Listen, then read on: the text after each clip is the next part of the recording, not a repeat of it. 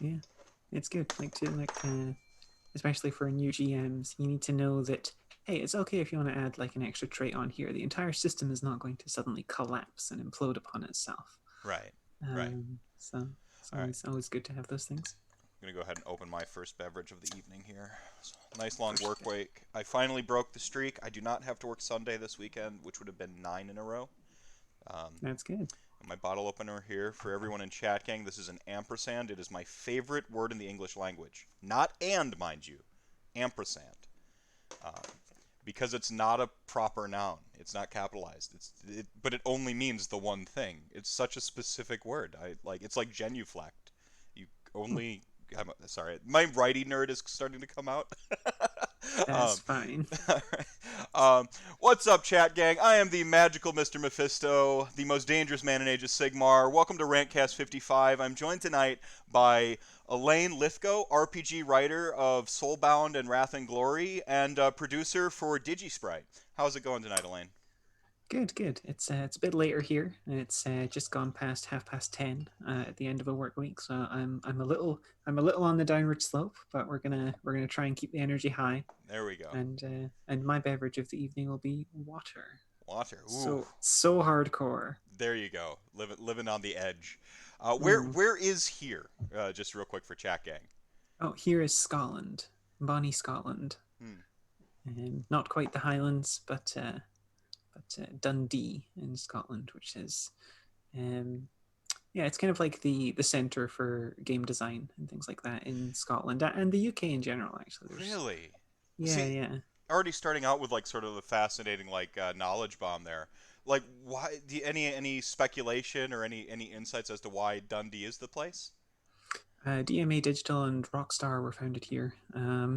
Was kind of like the big thing. So Lemmings, Carmageddon, all these sort of things, and then yeah, Rockstar was founded in Dundee. So Grand Theft Auto, things like that. And then they moved up to Edinburgh eventually when they got big. But obviously the legacy here is huge. You can walk into we've got a museum in Dundee, and you can walk in and see the history of Lemmings and Grand Theft Auto and things like that. Those are Um, actually. Oh, I'm sorry, I cut you off there. no, that's kind of it, and just like a lot of talent and stuff.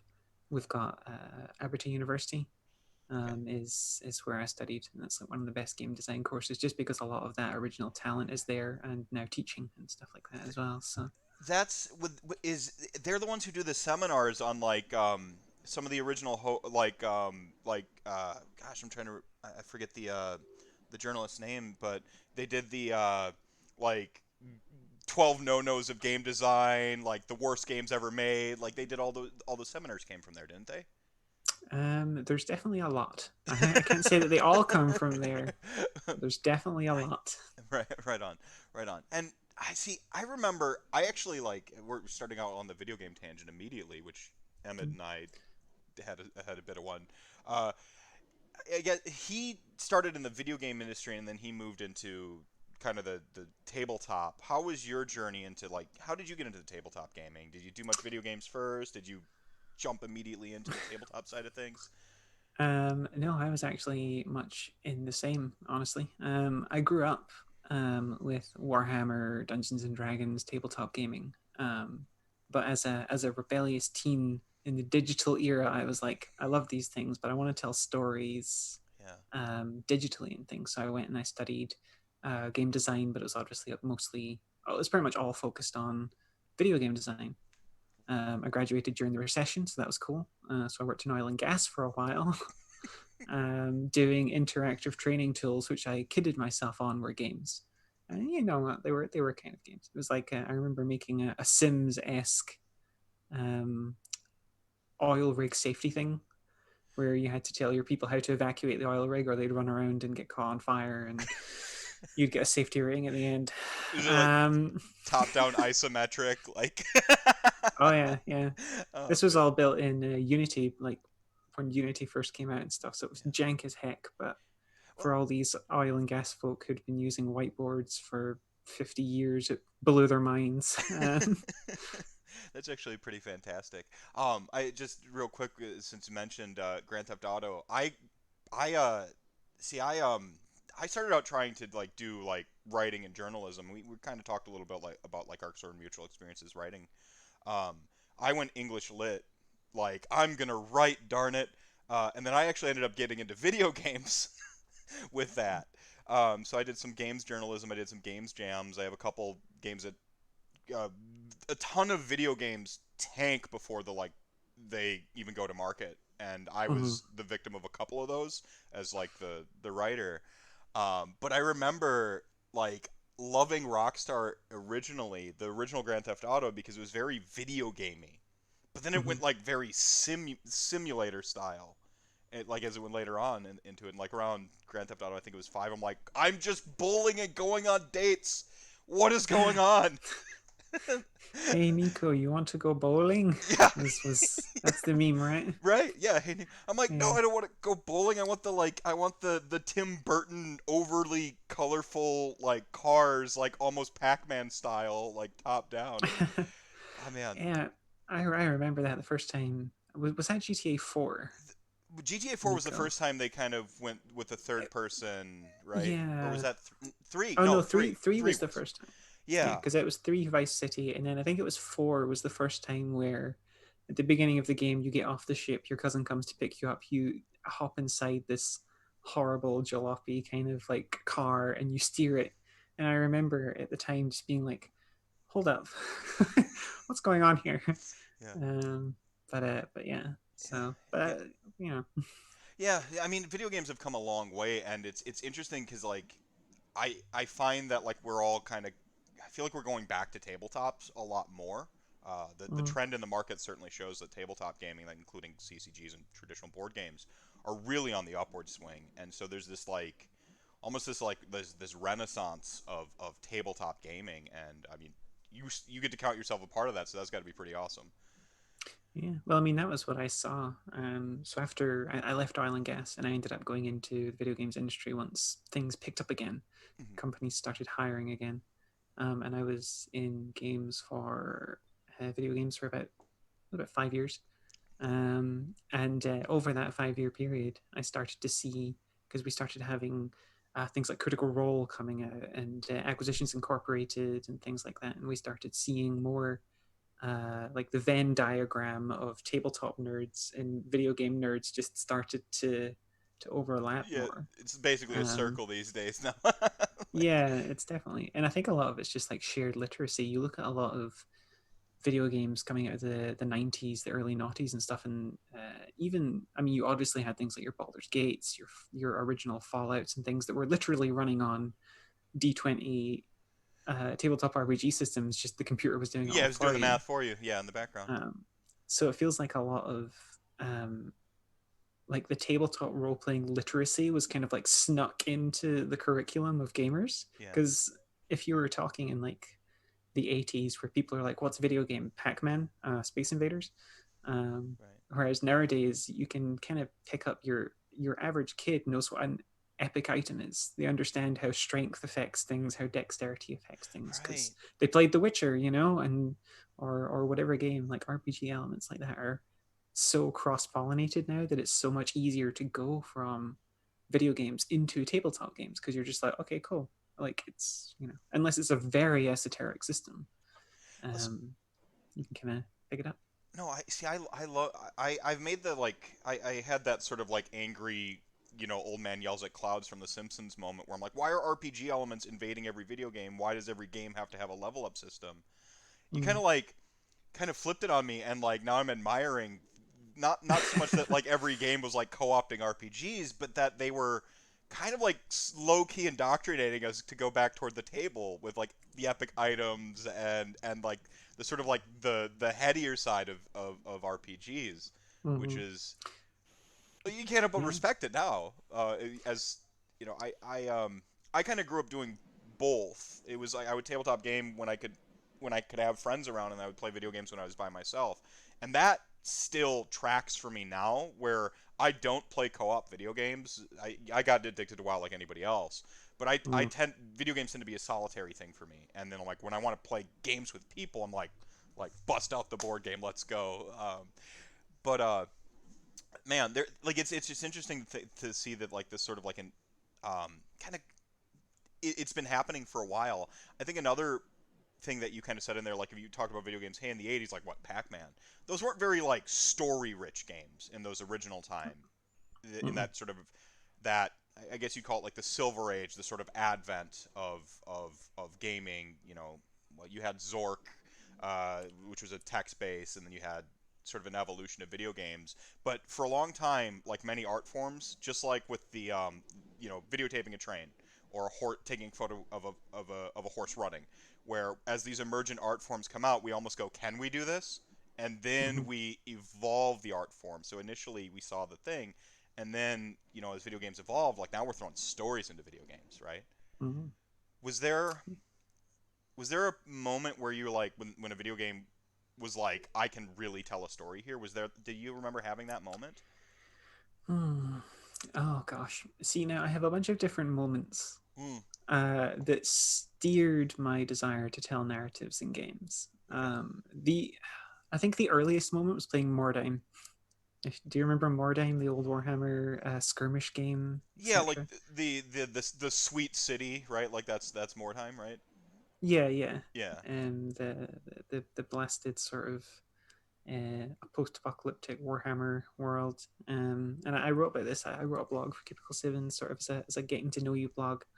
And I, I loved Mordheim because you had these emergent narratives. Because after every combat, after every battle, your any of your like characters who got injured or whatever rolled on injury tables, and suddenly your sharpshooter was missing an eye, and you're like, "Whoa, hold on, how did that happen?" And you're sort of getting these emergent narratives just sort of like fed to you. Um, Is this the and original? I'm sorry, you continue your point, but is this the original? Like, I used to be an adventurer, but then I took an arrow to the knee. Like that was like, An arrow to the eye is a bit more dramatic, but sure, I'll yeah, take it. yeah, yeah. But no, Mm. continue. I'm sorry. With the No, Mordheim, the emergent narratives, your sharpshooter goes down. yeah. And there was one of the injury rolls that was a bitter rival or bitter enmity or something. I forget what it was, but you picked someone on the opposing warband, or it was the person on the opposing warband who had taken your model out of combat. You became a bitter rival with, and I believe you got bonuses to attack against that, or it frenzied you when you saw them. I can't remember the exact rule, but suddenly I was like, oh, holy heck, story is happening on my tabletop. And I eventually we had a climactic showdown at one point. We were in the middle of this battle. I could have easily won because the only remaining unit on the other side that had like the objective or whatever it was this one character that I had that the leader of my warband had enmity for, and I could have easily just like shot them to death, but instead I made sure to like stop everything and get my leader across the board so they could have one final damn showdown. And that was like the moment where we broke the best tactical moves. It wasn't a case of, oh hey, I can win the game. It Right. was it was this is a crystalline moment of just emergent narrative peaking. And I remember like sort of wrapping up and being like, man, that was amazing. I wish there were like more things like that. And then from there I was like actual tabletop role playing games like Dungeons and Dragons and things. I was like, Yeah. holy crap, these things exist. Yeah.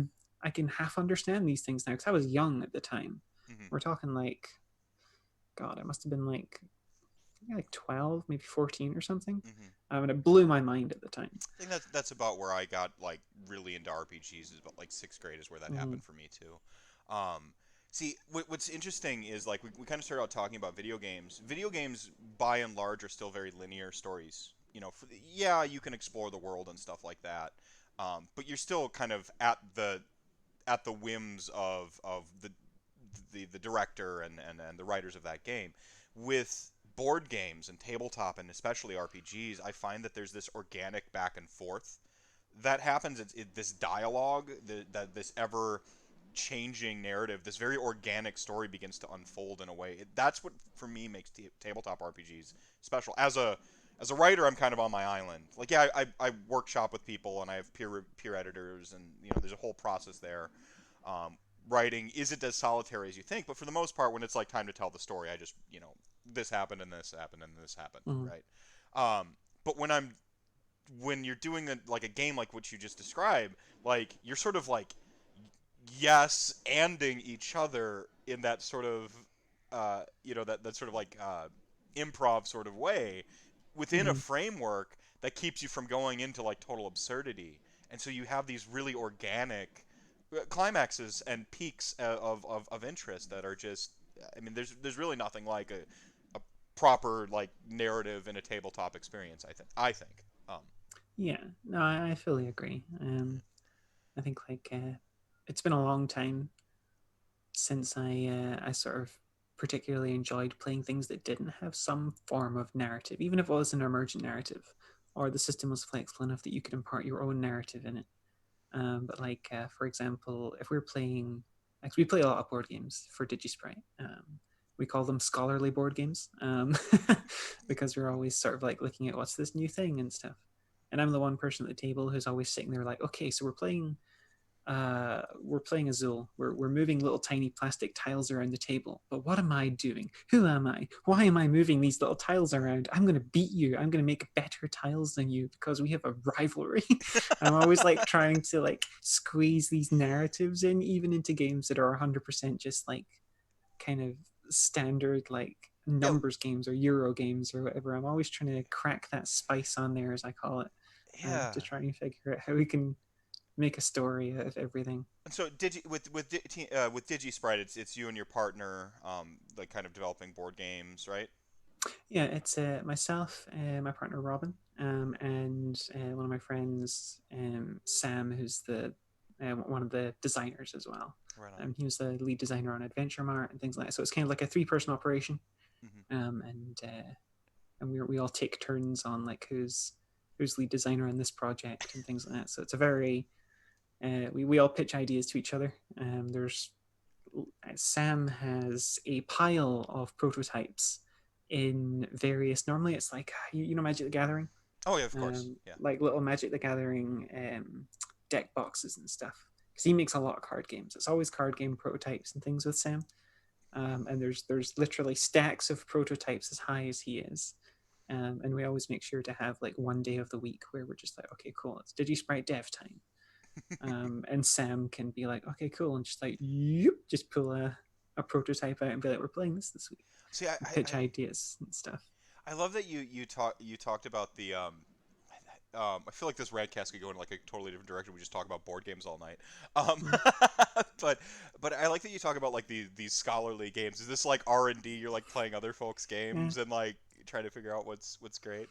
yeah. Well, that's what we like. I mean, Robyn gets me into trouble for it sometimes because I can't not overly analyze everything. So like, I literally before I came on here, we had a movie night, and because one of my favorite things in the world is getting a bunch of friends going to the cinema, watching a movie, and then sitting down, like going out for a meal afterwards, and just like breaking that thing down to its components, like down to like shot composition, and freaking like soundtrack and backgrounds. Did you see the themes like? I think we sat for about an hour after watching Parasite, just being like, and the stairs, the themes with the stairs and everything, and we were just like, and I do that with everything. Which is good when you're trying to break down something like a board game because you spend like 3 hours playing a board game and you're like, well, what? How did this mechanic? I'm not sure if I like this mechanic because it Right. kind of stopped with this or it gave this feeling and blah blah blah. Not Yeah. so good when you're on date night, and it's just Robyn and I or whatever, Oh yeah. and she's like, "Could you just turn off for a second?" And I'm like, "But the stairs." It's like my partner and I it's become a verb when I do this to movies and stuff like that. Right. But I've got her doing it now where she breaks them down. Um, I can't remember what we were watching, but I pointed out the orange blue dynamic in cinematic or in Oh yeah, cinema where like teal and orange. yeah, teal and orange to essentially like to show an imbalance or unsettling or draw you in, right? Mm. And we were watching a movie recently, and she just goes blue orange, and I'm like nailing it, like, but like it's like my madness is like spreading to everyone as they go. I call it Mm. mystery science theatering things. Like I love to like Man, that's a reference. like you gotta like you know there's watching like a film, and then there's like mystery sciencing it where you sit down and like you crack jokes, but you're also in that like moment of like breaking it Mm. down. Yeah, for sure. Do you think there's a downside to that? Like you said, it's downside for a date night, great for board games. But do you think there's like just sort of like Do you think there's like a downside to like just being wired that way in terms of like movie? Does it hinder the enjoyment sometimes, or is it just a different type of enjoyment? Sometimes the worst thing I've noticed is as I've got older, I've got bored with movies more because, like you look at the monomyth. It's very easy to predict most movies. Yes. It's very difficult to be surprised, especially, I'm a big fan of my, you watch your Marvel movies, you sit down for 2 hours and you see some good action set pieces and some fun, but you always know how that movie's going to play out. Hmm. So it can be quite tough that way. I don't know whether that's just getting older and film literacy and stuff. You sort of get hammered in your head. It's like, oh, I've seen this one, Hmm. and things like that. And it's a side to it, but I find that it sort of doubles down my appreciation of when something does surprise me, whether I it's a see. board game or a novel or a movie or a video game or anything. When something really does surprise you, especially if it has an emotional resonance, regardless of whether that's like joy or fear or anything like that. If something really touches you on that emotional level through your shields of analytical scanning, Yeah. that's when you know something's really good. Well, I'm thinking of the movie Green Room, which I watched every October is my absolute favorite month. I love October. I love Halloween. So we always do like horror movie marathons because horror movies like I can sometimes turn off my brain and I'm like, okay, I'm just gonna watch for the set pieces. Stephen King's got the line about the gross out versus terror and like how they're different and Mm. like so you can kind of turn off the brain. I was watching Green Room, and it shut off my brain entirely. Like I didn't analyze it. I was just like, what just happened? Like when films like where you're talking about like the ones that surprise you, it wasn't so much like it was surprise. It's just like the analytical brain just shut off because I was so like pulled in to that narrative. I think games kind of do that like on accident a little bit Mm. because you're invested in like a win con or you're looking at the mechanics, right? But Mm. like with a board game, there's got to be there's a difference in writing a film narrative versus writing a tabletop game or an RPG, especially. What are some challenges you've found with sort of like maybe drawing people into this world and some and getting them to like buy in and play rather than just like maybe analytical brain or whatever it is? Or maybe do you play with the analytical brain and say, "Ah, gotcha." Like how do you tackle that challenge yourself? Well, Ooh, there's yeah. like there's well, Sorry, a let's loaded see. question. I'm sorry. Um, No, it's more just that my brain instantly came up with three different scenarios. mm, Because you're kind of looking at creating stories or creating frameworks for stories that are then going to be used in a sort of ad lib, like shared narrative. right. Creating a framework for that is one thing, and then there's being the GM, and then there's being the player. Of all the three, I find being the player the hardest. Um, Really? be- oh, for sure. I because of that over analytical sort of thing. I find being a player very difficult because I end up.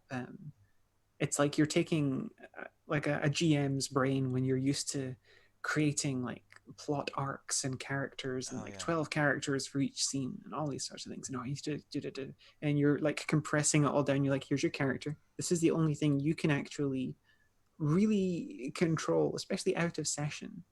Hmm. Um, and then I'm like, okay, cool. So I need to write a 10,000 word short story for this character now, because To all get of into that stuff is like crammed into this like one agent in the world that you have.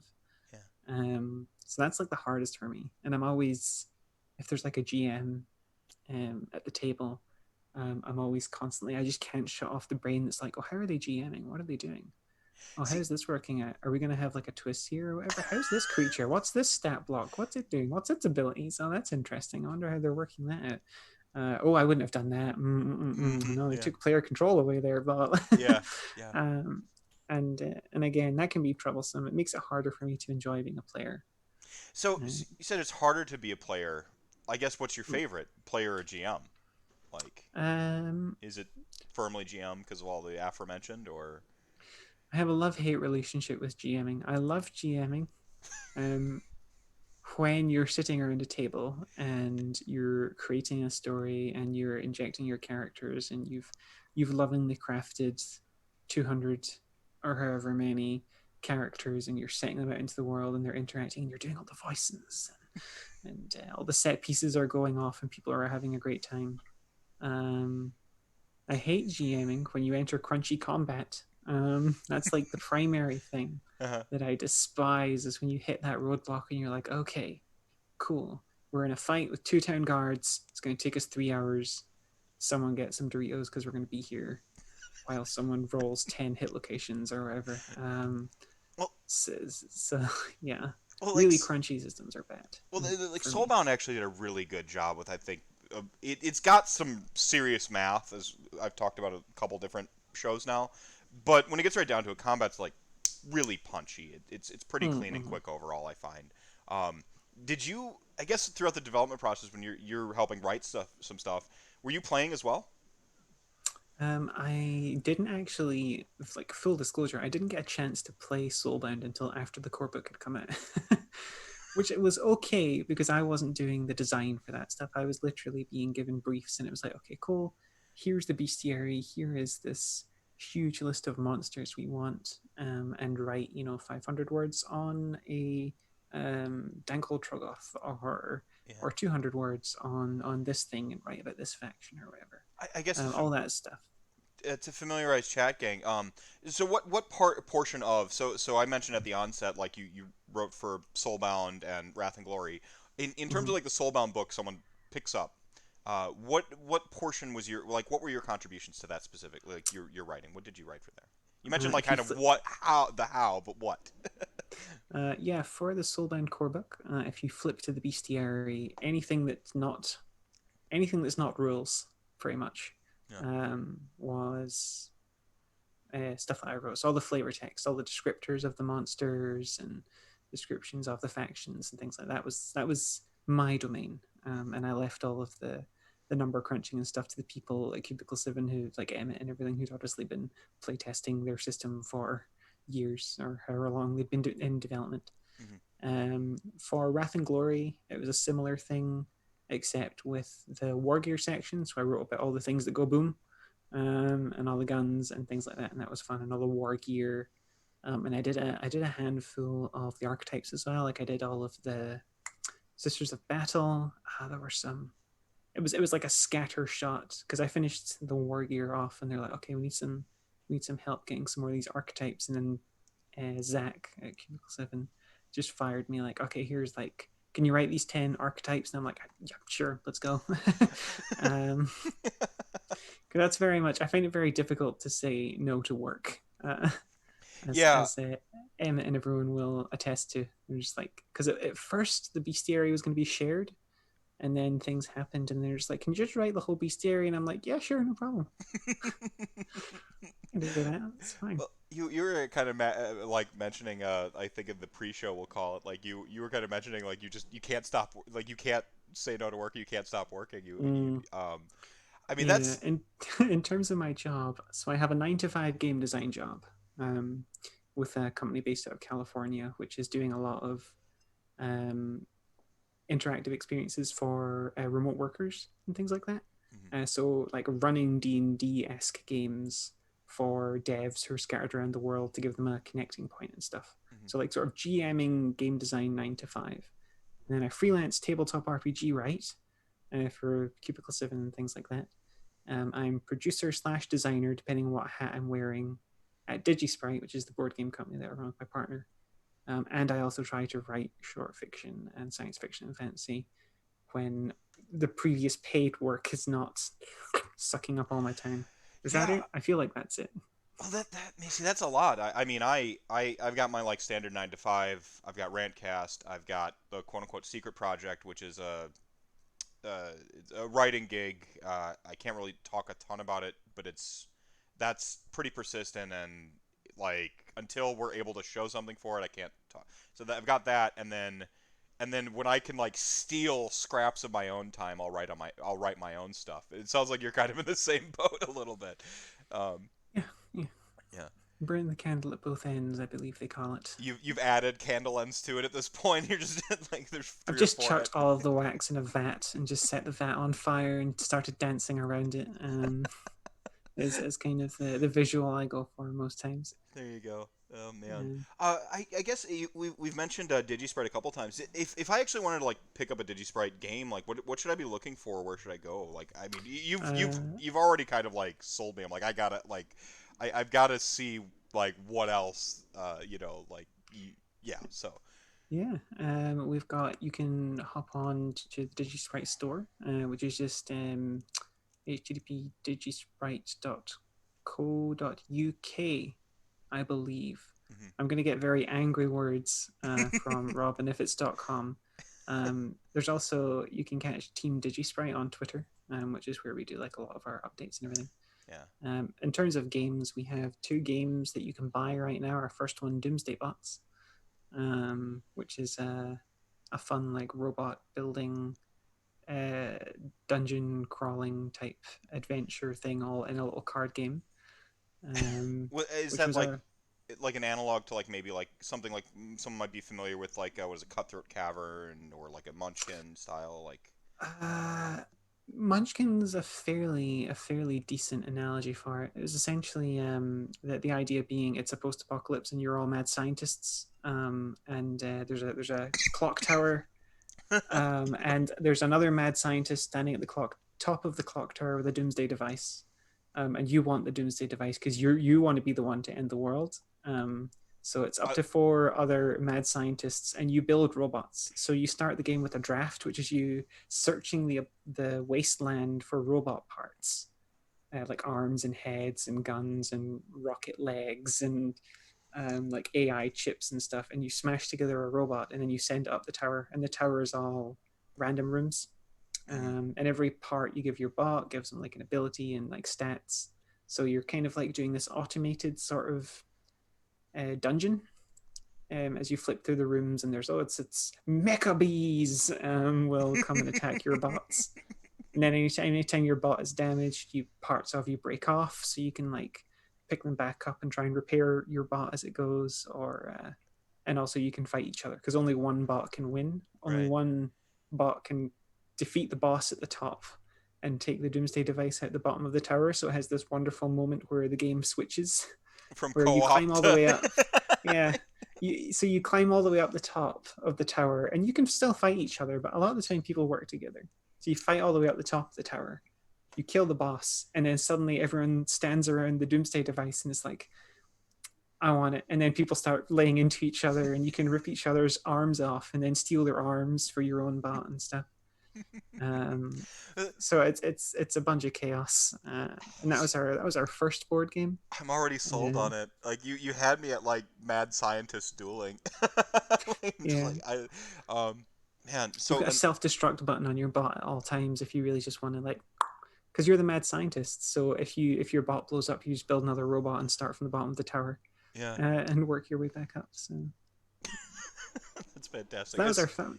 That that was our was the first first one. game. Yeah, it sounds like you Yeah. just like the home run at like out the gates for So Well, it so was what's the other? yeah. Oh, go ahead. Uh, the other one is Adventure Mart, which is a fantasy. It's like a soft deck builder slash bidding game. Mm. So the idea being that you're essentially running like a 7-Eleven in a fantasy world is kind of like the thing. So you buy stock into your store, which is your like deck building thing. You install fixtures, which are like a mana slushy machine. So the mages come in and can Yeah, get a slushy. fantastic. Um, and then customers come into the stores, and you've got to like bid your stock in like a weird kind of I think Sam likes to use the term wizard poker, and it becomes this sort of like, okay, so this person's walking into the store and it's a fighters guild person, so they want weapons, so you're like bidding the quality of your weapons to try and get them to come to you and stuff, Hmm. to come into your store. And yeah, so it's a real kind of, and it's got beautiful art, which is the primary thing that everyone says about Adventure Mart when they see it. It's got this kind of like Animal Crossing esque, like really really Like fun, cool art. Practically every card is some kind of gaming reference. this um, is this is the one that's actually on the Twitter pages yeah, right now. um, Yeah, that's the one that that was kickstarted last year, and we actually ended up canceling the Kickstarter halfway through because we got picked up by a publisher, and it was Hub Games. Uh, Um, so that's now out as of last Friday, I believe, was the official launch for Adventure Mart. so that So you can, man, yeah, that's a loaded schedule. You launch a new game. You also then have this. I know it sounded like we are kind of switching into sound like to sign off mode there, but I just got it like you just like sounded like you really. I don't know. It just sounded really interesting. So I've actually put up the on my little like sort of splash art here. This is some of the art from this board game, and it Adventure is Mart. a kawaii as heck. Uh, so you Yeah, got, and Kicker here in chat says this game sounds amazing. um, I'm glad. I'm glad. Yeah, for FYI, for those in the chat, I don't trust my laptop to run Twitch at the same time as this call. So all your questions and stuff are getting fed through your lovely host today. yeah, you're gonna. It's a lot easier too if you at me, so I can see the questions popping up in chat there. So remember, chat gang, you're Uh, the show within the show. You help us out here. Um, so so that's gr- so that's game number 2, and then Game game number number 3 we're ramping up for launch on Kickstarter sometime in July because we try to do a game a year because we're insane, I guess. well, that's got to be. I mean, that's got to be a process in and of itself. Like you talked about like how many like plates you're kind of spinning at the same time and trying to launch these games. Luckily, it sounds like you got like a great sort of close knit team. But a Um, game a year is ambitious. I mean, it's crazy. it's yeah, it's pretty crazy. But I mean, we're all it's like a big part of our love and our hobby. And right now, because we're not doing Digisprite stuff as our main 9 to 5. Like we all have 9 to 5 jobs, outside of Digisprite, which means that all of our Digisprite projects can really be passion projects. Hmm. We're not stuck in some sort of thing where it's like, okay, cool, we better turn out a Doomsday Bots expansion this month, otherwise we can't pay the rent. Hmm. Um, and like when you're passionate about projects, you know they just get done. They just get done. Yeah. It's weird, Yeah. and we do have a really great support structure Right on. between myself and Sam and Robyn. Like we all spin the plates. We keep the plates spinning. Sometimes I'm like, I can't work on this for a couple of weeks. I'm sorry. I gotta focus on uh, Soulbound's launching. I gotta deal with stuff there. Can you guys focus on this? And it's just a lot of balance and spinning plates. Right. Well, you and amid this, you wrote the first module essentially for Soulbound. Yeah, the Crash and Burn. That was my first. That was like the first. Yeah, it's the first adventure module for Soulbound. So that was exciting. That was crazy. And the amount of fun and creative freedom I got on that was incredible. Well, I'm still kind of blown away that actually happened, and the amount of love and positivity and stuff that's come out of that module yeah. So has been great. yeah, and Cubicle 7 actually released this. You can grab this PDF right now. You go over to Cubicle 7, For free. yeah, for free. Yeah. Insanity. The Warhammer community team I think was talking about running it too. I don't. Uh, Oh, that's awesome. yeah. Yeah, it was Phil Kelly, I think. Hmm. I Yeah, I saw I believe saw so. was playing in it and stuff as well, and I'm just like, that's crazy. um, Was this a like couldn't say no type moment where you're like, oh hey, can you write us an adventure real quick, or did you take the like kind of like seek this out and take this on, or was this an idea you had brewing as it? I guess all real quick, what is the basic premise of Crash and Burn, and then like how did that come to be? the basic premise of Crash and Burn, without going into spoilers, because I don't know who's players, I don't know who's Yeah, GMs no and stuff like spoilers. that, Let's so yeah no yeah. spoilers. But you are a group. You're the a binding group of Soulbound, and you are tasked with accompanying a vital supply run, a Caradron overlord's fleet carrying supplies from Hammerhall to the newly reclaimed settlement of Brightspear. And the module is called Crash and Burn, so I'll let your imaginations fill in some of the gaps there, but it starts off with that, and I love this when I first was asked about this sort of thing, and I immediately envisioned, Flash Garden. Come on, this moment of like flying through in the metal, dun, dun, dun, dun, dun, and like everything going, and all these Caradron airships and stuff, and then a big epic battle and Yeah, things like like this. And I the was like, double that's bass came Soulbound. on. Yeah, Like the yeah. yeah. Like that's Soulbound for me. So that was kind of like what I wanted to do for this big thing. Man, Yeah, so that's the basic premise without going into there spoilers. we go. Yeah, fantastic, good pitch for it, like what's going on. So that's gotta. I like IGM myself, and you've mentioned GMing and playing and stuff like that. There is a different gear you have to be in when you're writing an adventure versus when you're writing like a story. You're just freelance thing you're trying to sell, right? Like there's it's a Mm-hmm. different gear. Um, freelancers, we tend to live by the word count a lot. It's like, okay, 2,000 word story, due by this time. This is the theme. All right, okay, I can write something for that, or I've got a story for that in the trunk. Which you're not supposed to use trunk stories, by the way, if you're a freelance Don't writer. use Don't use your trunk stories. don't tell anyone you're using your trunk stories. Just don't. Use your trunk stories, but don't tell anyone they're trunk stories. Right. For those of you in chat gang who might not be woke to the writer jargon, trunk story is a story that you've written. Either it's been rejected or you never submitted it, and you just like put it in the quote unquote writer's trunk. So every writer is supposed to theoretically have this metaphoric space. Mine is just like a folder on my desktop called Dreams. Oh, I know, oh I no. know. At least it's It's not called Dream Graveyard. That would be a true name for a trunk in my eyes. right, right. So you have like every writer's got a trunk. Use your trunk stories. Just don't say they're trunk stories. Continue. Yeah, but yeah, you live by the word count. But with GMing the group I know, I have a different threshold for how I'm like. Usually, I try to follow the 3 act. Da da da da da 1 2 3 1 2 3. I usually try to follow 3 act structure. I just find it lends itself really decently to playing a game.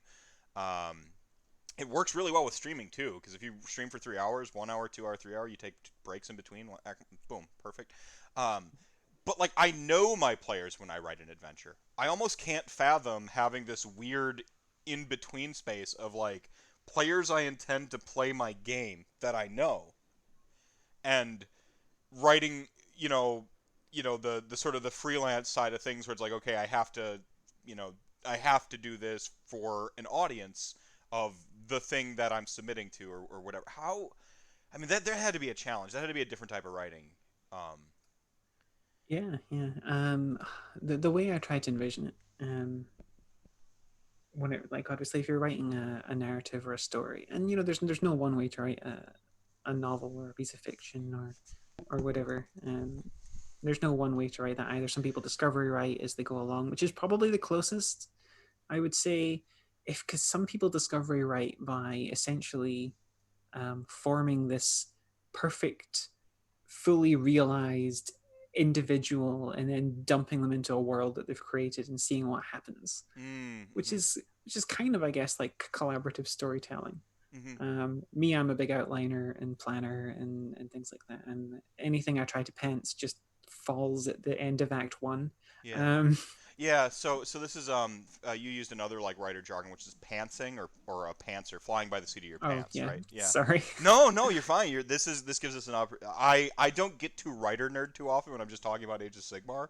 So like this is my lifeblood. Like I do the podcast because I'm a storyteller and I want to tell Mm-hmm. stories.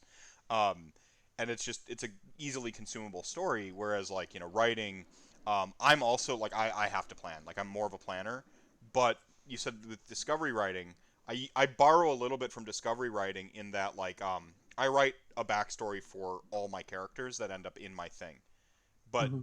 that backstory never is in the thing Mm-hmm. because I make the character. I'm like, this is Elena Herrera. She's post-apocalypse mechanic, right? Like, she has a light like psionic capability. Katie from Firefly. I wrote Katie from Firefly into a Mad Maxian Shiny. post-apocalypse story. Yeah, yeah. So like, and then I'm like, okay, and then I'm like, well, now expose her to like the arc at the beginning, and this preacher shows up in town, and he's talking about like uh having his robot horse fixed or whatever, and then like you go on to find out that like there's subtext. What he's talking about is he's essentially trying trying to figure out, like, he's figured out that she's psychic before she has, and so you have this like subtextual conversation, and then just exposing and going, well, I know it's going to end here. How do I get there? And like that's more of my method. How's I guess how like where do you compare on the spectrum? The pantser, the planner, the discovery writer. There's also experimental, which we won't talk about. Mm. Gosh. Well, again, it's like if we're talking about like writing Yeah, right. I a mean, you could. module or whatever, Well, for yeah. the way I sort of and it's probably a very unscientific method, but the sort of thing I try to think of for the most part is making a toy box is like kind of the primary thing, because I think we've all been there where we have been really invested in a system, certain, sometimes maybe a certain Dungeons and Dragons or something, right? Hmm. And we all love Dungeons and Dragons, and we've been playing it since 3.5e, and you're excited for a new module, and you pick it up, and you're like, wow, if anything goes off the rails, this book is useless.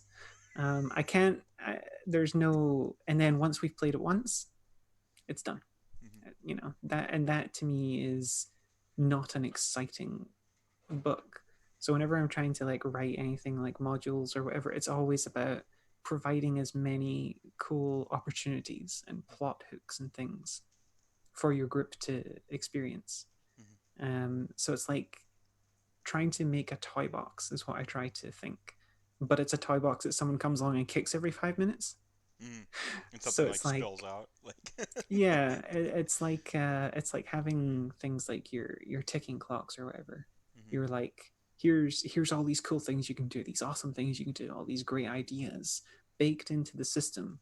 But in about 5 hours, the airship's going to crash, or this attack is going to happen, Hmm. or whatever.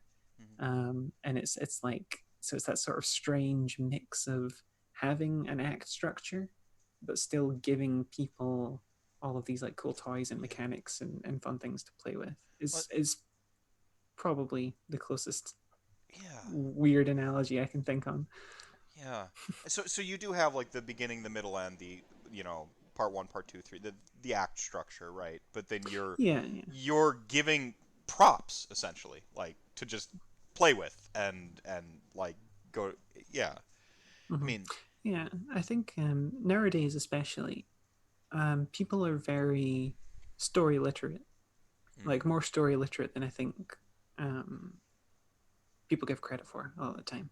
And a lot of people, especially 100%. if you're into like role playing and things like that, you've got a feeling for what makes a good story. You want your hero to fail at some point because that's what makes a good story. That's your journey into the underworld. You want your characters to be in unusual places and Conflict. have them fail and Yeah. things like that, so they can emerge with the elixir if you want to really start getting into your meta commentary.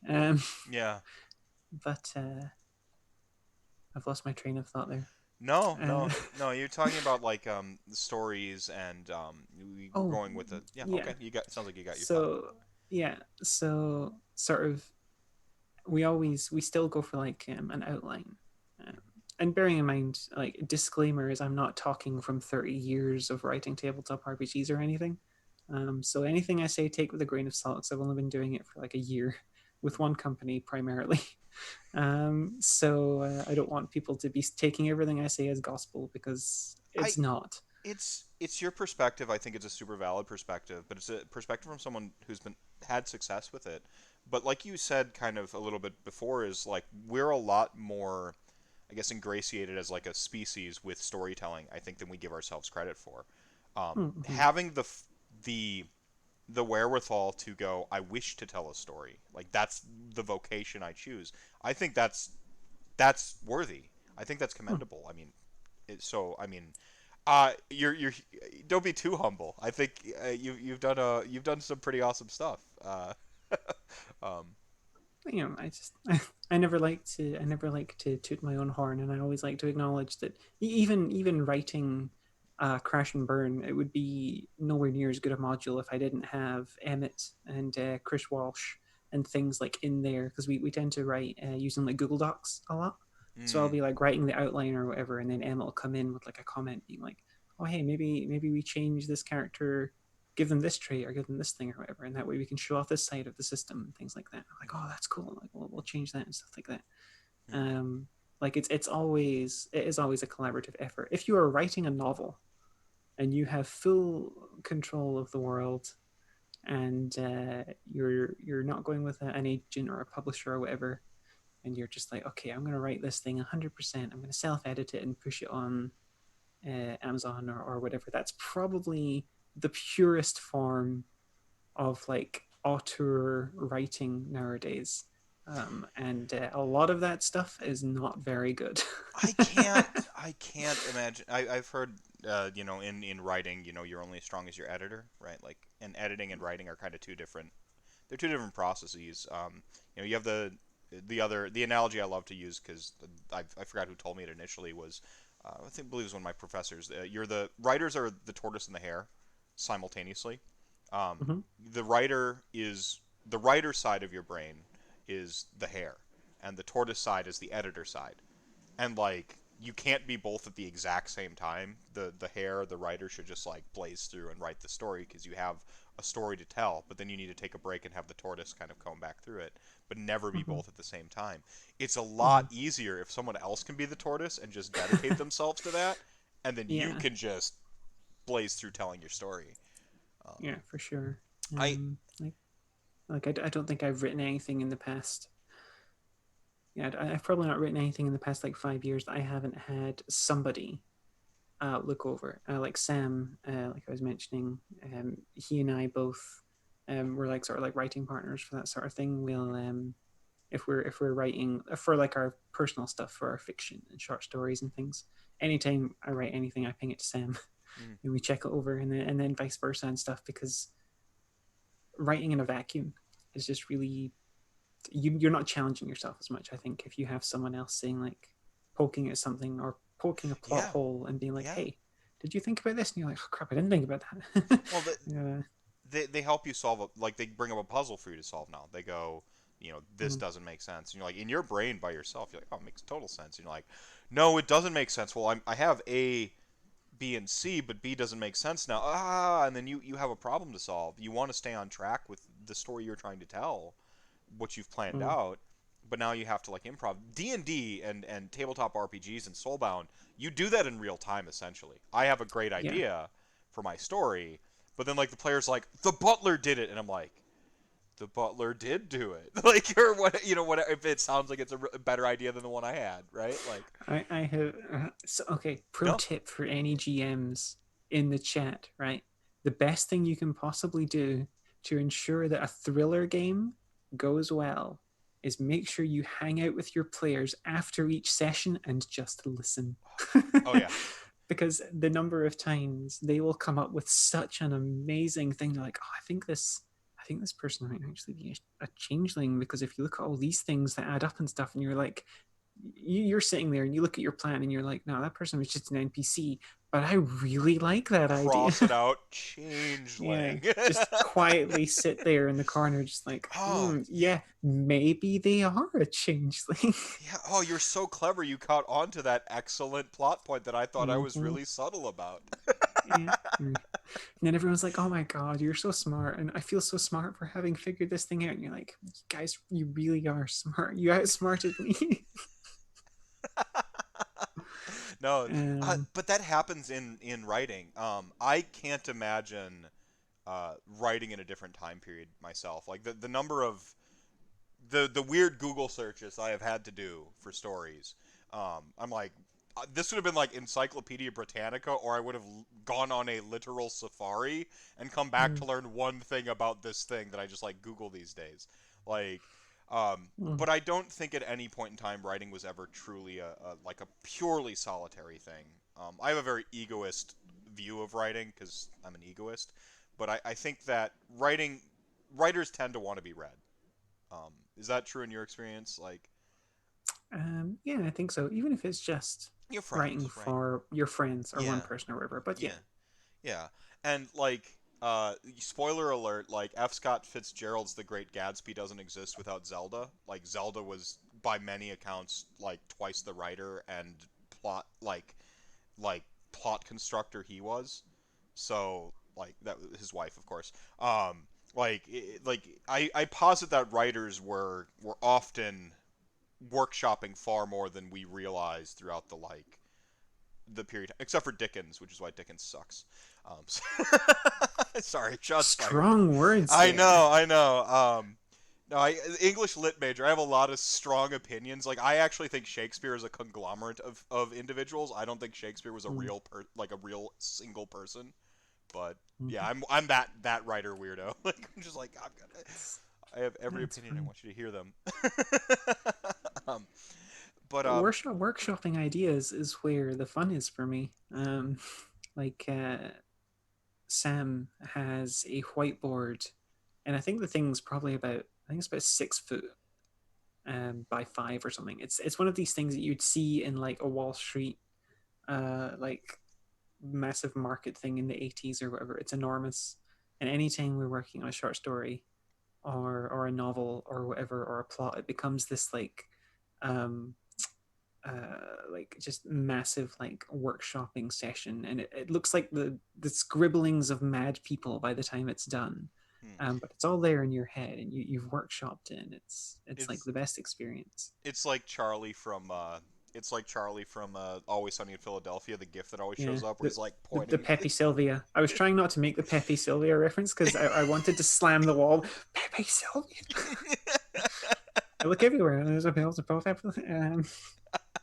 But but yes, it kind of ends up feeling like that. Yeah. But it's great. Like I highly recommend, and it's scary at first. I did used to write a lot, and I never showed anyone anything because I thought it was all trash, and you were embarrassed, and you don't want to write, and you will write a lot of trash, especially in your early days. You'll write lots of cringy things in your teen years that you're glad you didn't show to anyone. You, Um, yeah. but there becomes a point where you really, the best thing for you is just sharing your work and getting feedback Well, from people and stuff. you've got 10,000 bad words in you. You've got to get them out. Like Mm-hmm. the hardest part of writing. Well, there's the two hardest parts of writing. First, having an idea, and second, finishing it. Um, Mm. I think that's for me. I don't know about you, but um, I see so many people defeat themselves going into the writing process, and I'm like, just write it. If you've got the idea, write it. The next hard part is finishing it, and then lean on your peer group. They don't need to be writers to tell you it's a good story or a good idea, or they're going to have a question about like the character that showed up, and they're like, well, why did that character show up? And then never again. And you're like, why do you care about the character that just like they bought bubblegum from? Like, I don't understand. And then like you Mm. start thinking about that, and then you go back and, well, maybe now, like, okay, that person who they buy the bubblegum from is still as pointless as before, but now the bubblegum like is a color that's relevant, right? Like you whatever it is. I'm Yeah. using really bad general like tropes, um Yeah, no, I mean that was something I remember. I can't remember where it was, who said it exactly, but it's like never write a story with themes in mind. It's like the themes will emerge on like your second and third draft, and you'll start to be like, oh, okay, cool. I see what the key themes are here and stuff. hmm, So yeah, totally change the color of the bubble gum yeah, to match your theme as it right. emerges. Right, right. That's interesting. I haven't heard that one. Like, don't never write with themes in mind. I know that like trying not to be too clever with yourself, I think, is like one of the important ones when you're. I think this goes for D&D and RPGs and stuff like that too. Is like try not to be too clever, Because because players will destroy it. right. Did you like have to like clever proof your module? Like, or did Um, you just like whatever, like throw caution to the wind?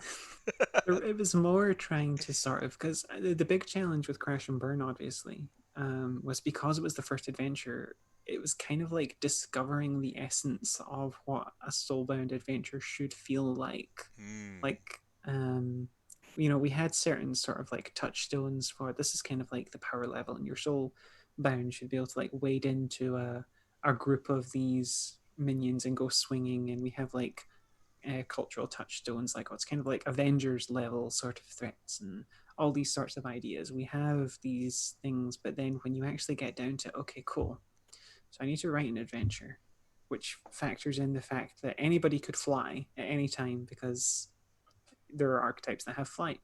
Mm-hmm. Um, there could be healing, there might not be healing. There could be people who can nuke an entire area with a fireball. There might be people who shoot a bow.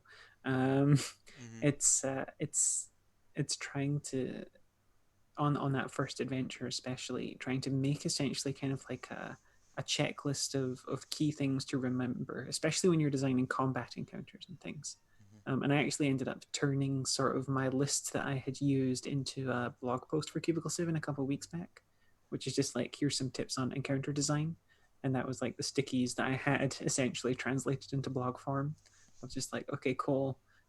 Keep some timers in mind and things like this. And so if you want another peek into the madness of my writing mind, you can always check that one out on the Cubicle 7 website. You'll have to yeah, all right. I'll have to get some links in this video for folks to go ahead and track down. Um, do you keep post? I have just a question. Do you keep post-it notes like littered all over your office when you're writing? There's a cleanup phase about once every week or so. The real problem comes when post-it notes get mixed up with to-do lists, or they become half and half. So I write a very important note that I need to remember after eggs, on like the grocery list or whatever. It's like, okay, cool, eggs, bread. Okay, make sure to check out this module and how this stat thing is. Blah blah blah blah blah. And then, and then I'm standing in the supermarket like, why do I need?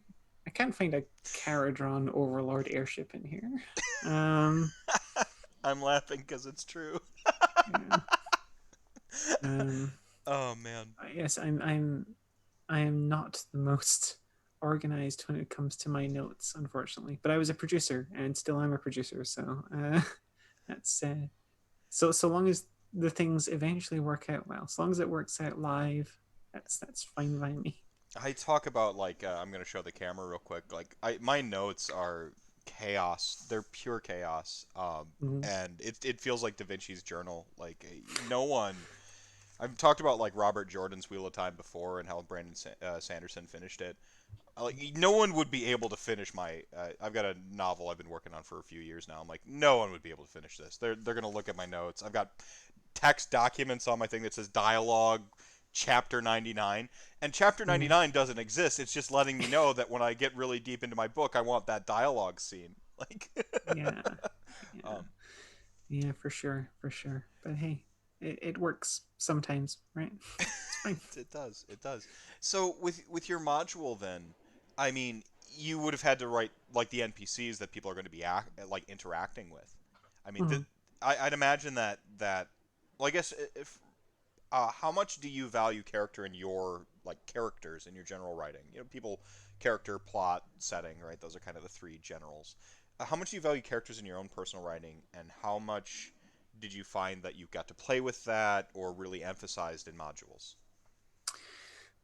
Or in the module, I should say. You're asking the good questions because it's like it's not often, you say you wear different hats. It's not often I have to put two hats on at the same time and figure out where the conflicts are.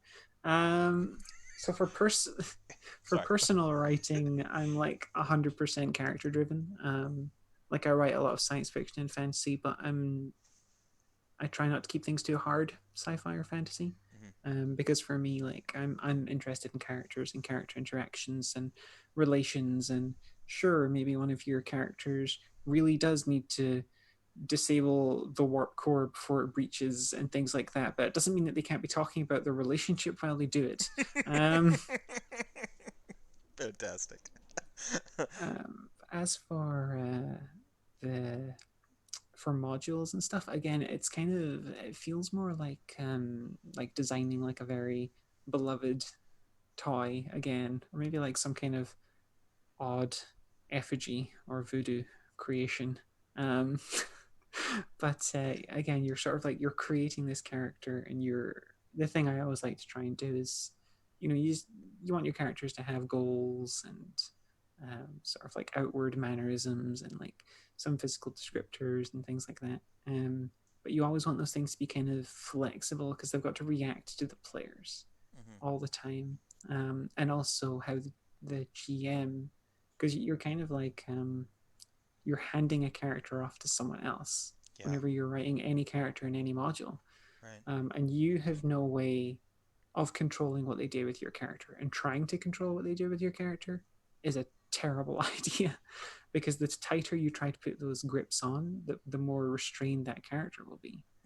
Hmm. So it's like you want to give the character like an essence, you want to give them goals and desires and things, but then let the GMs breathe and like feel out the characters and play the characters as they want to. Um, and then sometimes like the IP owners or whatever will be like, oh, actually you can't use that character. Okay, cool. uh, Cross the entire character off. Like, yeah, very very rare so far, but it's happened yeah, yeah. So, certainly.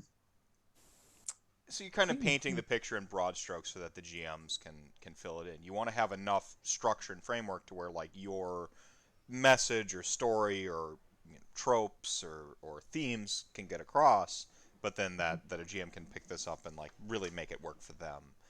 They Mm-hmm. can do the voice that they hear, they imagine while they read your character, right?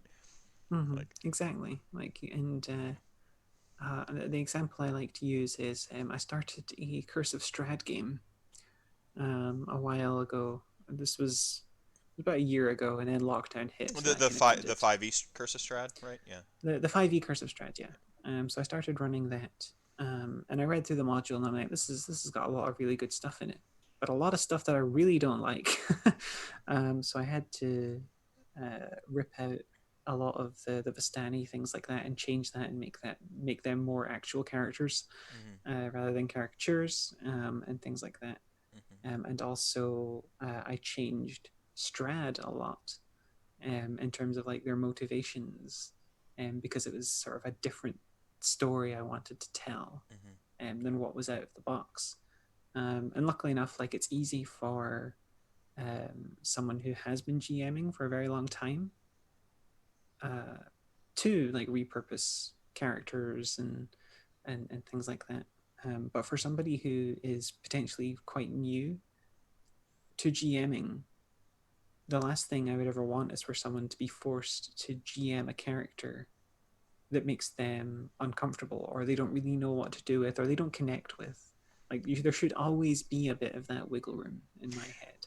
Well, this comes back to kind of what I was saying. I think this is the pre-show, with like playing with the dials of like newer GMs and newer players don't know that they can just change whatever they feel like. They don't Mm, know that yet because for whatever reason, there's just this like worry that you're going to break the module if you change Strahd, right? Like I'm going to break it if Strahd has different motivations now. Like no, but you have to know that kind of you have to like grow into that comfort zone. I think as a player a little bit, mm-hmm, and writing a module that like bakes some of that in and says like, hey, change it if you want to.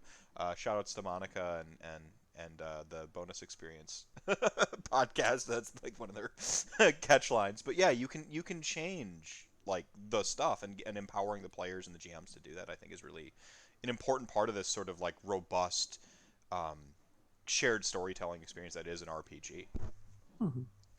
Yeah, for sure. Because that's always just the thing you got to keep in mind is it's not it's your story, but it's not your story. It's your story right up until the moment where you hit enter, and then it becomes something else. Mm. Like once it's published, once it's out there, your story is going to be interpreted in a million different ways. I was on the Discord, the Soulbound Discord the other day there, and I love hanging around the GM section because it's obviously people who are talking about like running the modules, and some of the ideas they come up with are great.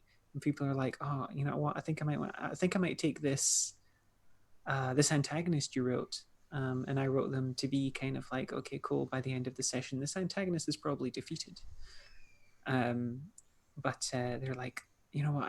I want to tie this antagonist into the origins of one of my player characters because their player character can be tied in here. So then I want this antagonist to survive and become a recurring nemesis villain and things like that.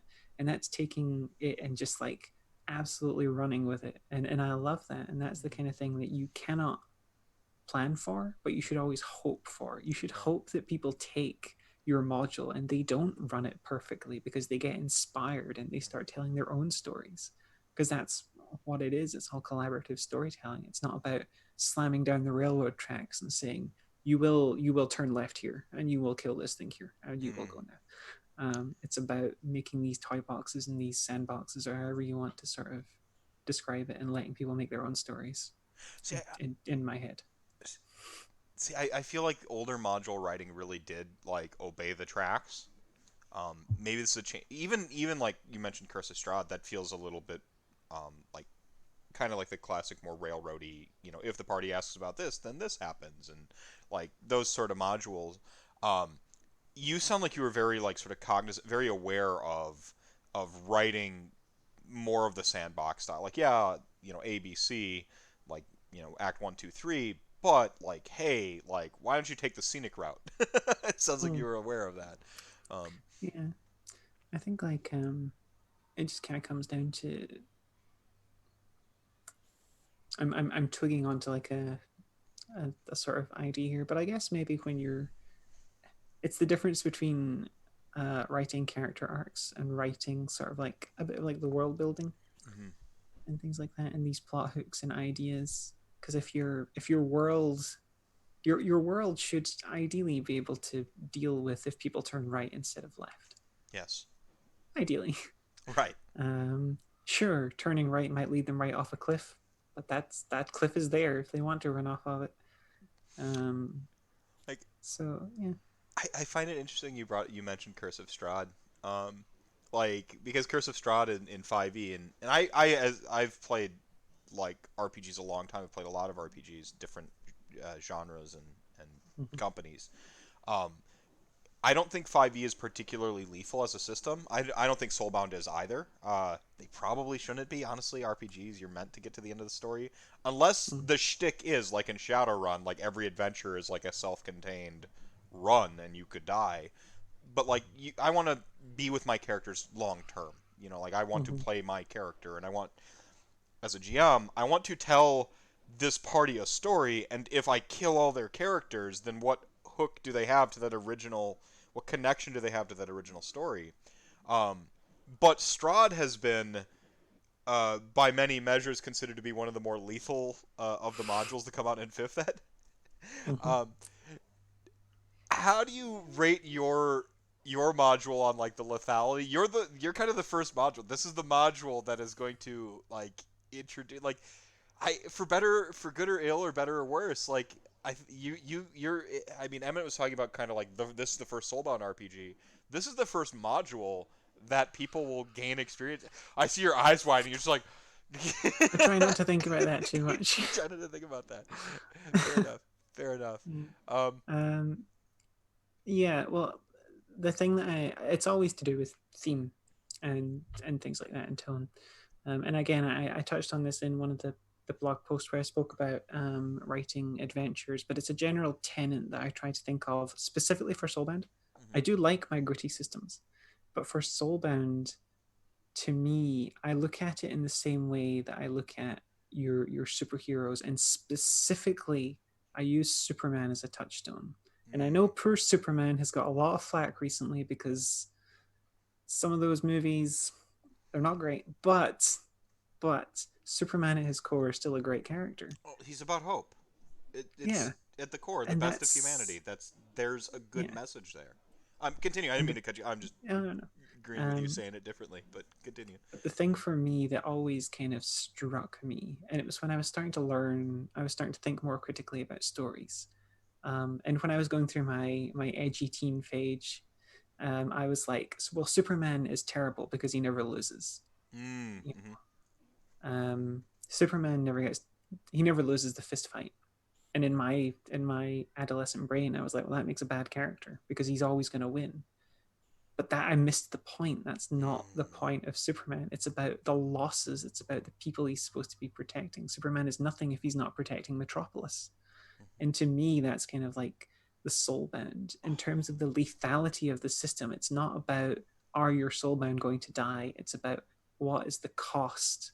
If your soulbound are not going to die, the people who are there protecting might die. And that's why the doom system and stuff is so great in soulbound, because to me that almost feels more like a health bar than toughness. Because Yeah. if you're soulbound, your Stormcast Eternal can literally die and be fine. They're gonna reforge, maybe they'll lose some memories, it'll take them a while, but they can't die. So what is your true lost state? And that lost state is the things they're protecting, the things they're fighting for, dying, being defeated, being corrupted, and things like that. I mean, that's why, for again, without spoilers, for the vast majority of Crash and Burn, you are literally given a group of people who are dependent on you for their survival. And most of the encounters threaten the survivors, not you necessarily. It's about you protecting them. Because to me, that's one of like the core hopes in Soulbound, is that you are heroes, and heroes are nothing if they're not protecting people. If they're not Mhm. protecting people, they're just kind of fighting for personal gain. Yeah. um, Well, that's why I think it's as a system. I think it's important that the loot aspect of it is disconnected from the merits. hmm, Like you're not you like a Stormcast starts out with the best equipment. Like Kharadron Overlord pretty much starts out with the best equipment. This notion of like loot as a reward, like no, you already hmm, got the loot. The reward is in the story side of things, diffusing the doom, like being heroic. I love that you brought up Superman. I personally had my edgy teen phase and hated Superman as well, and I yeah, didn't. Same reasons, exact same thing you're talking about. Like I'm just like, yep, 100%. As I got older, and I mean, we're talking. It's very recent in my lifespan as a like comic book nerd and nerd in general that I've been like, I really like Superman because like what I liked about Superman is like Superman's losses don't come in fistfights. Like Superman's dad uh, you know, uh, Papa Kent, I'm blanking on his first name, dies of cancer. Nothing, Superman can't fist fight a thing to stop him hmm, from dying from cancer. Like, all the protection and powers in the world. Like, Earth 2, with J. Michael Straczynski was writing Earth 2 Superman. And, like, the first issue, he does something along the lines where he says, like, I'm not going to get invested in politics. I'm not going to like fight wars. I'm just going to stop natural disasters and save people and protect people. And so, of course, the hook is that like he ends up having to get entrenched in that other stuff. But he starts out just like stopping speeding trains and trying to be a hero apolitically. And like his neighbor, who's this like meth junkie, ends up like dying on the steps. And it's like it's telling this really interesting story of like compassion, the big struggle, the fantastical struggle versus the human struggle. And I think hmm, that's kind of like the magic of what Soulbound's allowing us to do. From a tabletop, I love Warhammer, but we don't get that like the straight humanity aspect, that hmm, like that close up shot, the way that we do with Soulbound. And I think you're already showing that you're playing a little bit with that with your story that you told. So yeah. Well, I think that's the the war game is a war game. It gets that's the theme of that. It's not that the war game is any worse for it, or that Soulbound is any better for having these different themes. It's just these are the things that the game does well. For the war game, you are epic battles like clashing across the battlefield, and the civilians they're gone. They're evacuated somewhere far away if there are any, or whatever. That's not the problem right now. The problem is, we have to take that hill right. and things like that. And it's obviously those games don't necessarily. Although there is quite a lot of narrative play nowadays with not Soulbound, Age of Sigmar and stuff, Yeah, like yeah. campaigns and things. Um, but it's all just about theme. It's about what it does. But I think in tabletop games, especially, it's a lot of games put characters, put players into the shoes of characters who are kind of essentially mercenaries. There's the murder hobo Yeah, yeah. meme that people term. It's like, why are we doing this? It's like, oh, go kill the orcs because gold. Okay, cool. What did we get? I got a sword. Okay, cool. Um, you know, It's like, and people have been programmed for that, and again, you can tell great stories with that. Just look at The Witcher. I absolutely adore the Witcher books, the games, and things like that, and they are 100%. They're straight laced.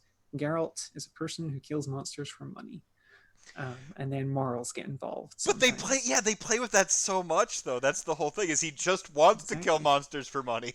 Like that's all Yeah. Geralt wants to do.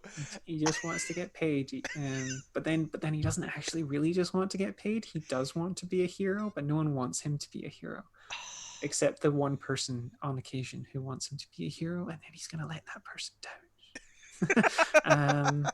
And that's great. That's like, again, it's what are the themes? What are the things you're trying to tell with, and not just campaigns, but with actual systems and things like that.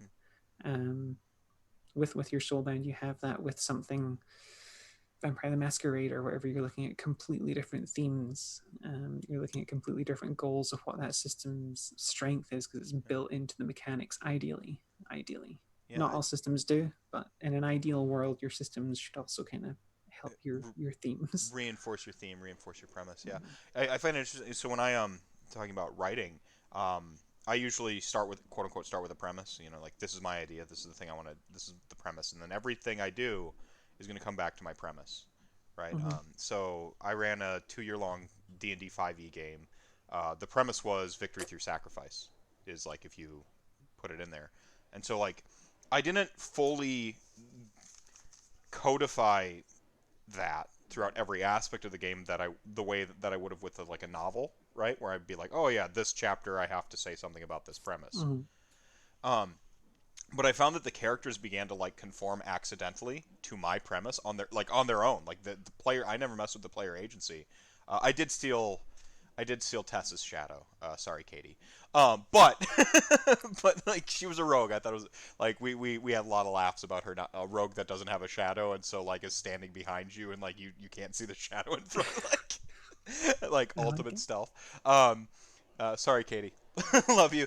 But like so like Katie's great struggle, Tessa's great struggle was like the sacrifice she kept continually making was her humanity because she was the Mm-hmm. human sacrifice humanity. You know, uh, one of the characters got erased from history.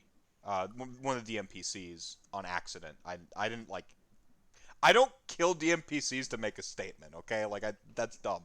But like dice do dice, right?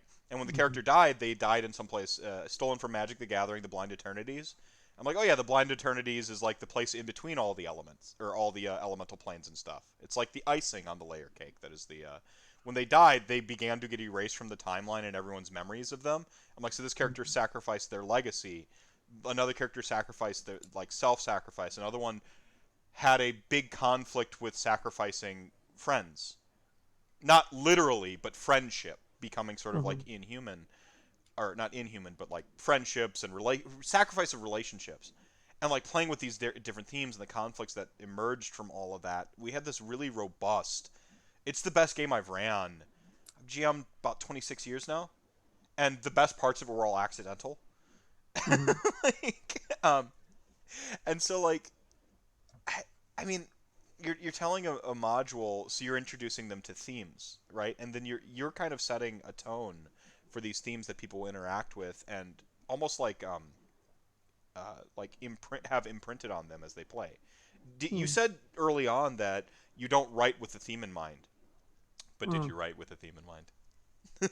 Um, that was different, That was different. obviously, Okay. because for when I say don't write for a theme in mind, it's kind of like it's more just that if you're writing a personal thing, if you're writing like a short story or Yeah, yeah, something, yeah. Okay. if you go in there being like, I am going to make this short story about the sacrifices of motherhood, you're like, okay, that's a really cool theme, and you can keep it in mind, but don't make every second sentence be about the sacrifice of motherhood. In Yeah. my mind, it should still be a character-driven piece that has character moments and things like that. Hmm. With when I yeah, with like with Soulbound or with a module or whatever, um, if you're working with like themes and stuff, they are good your touchstones.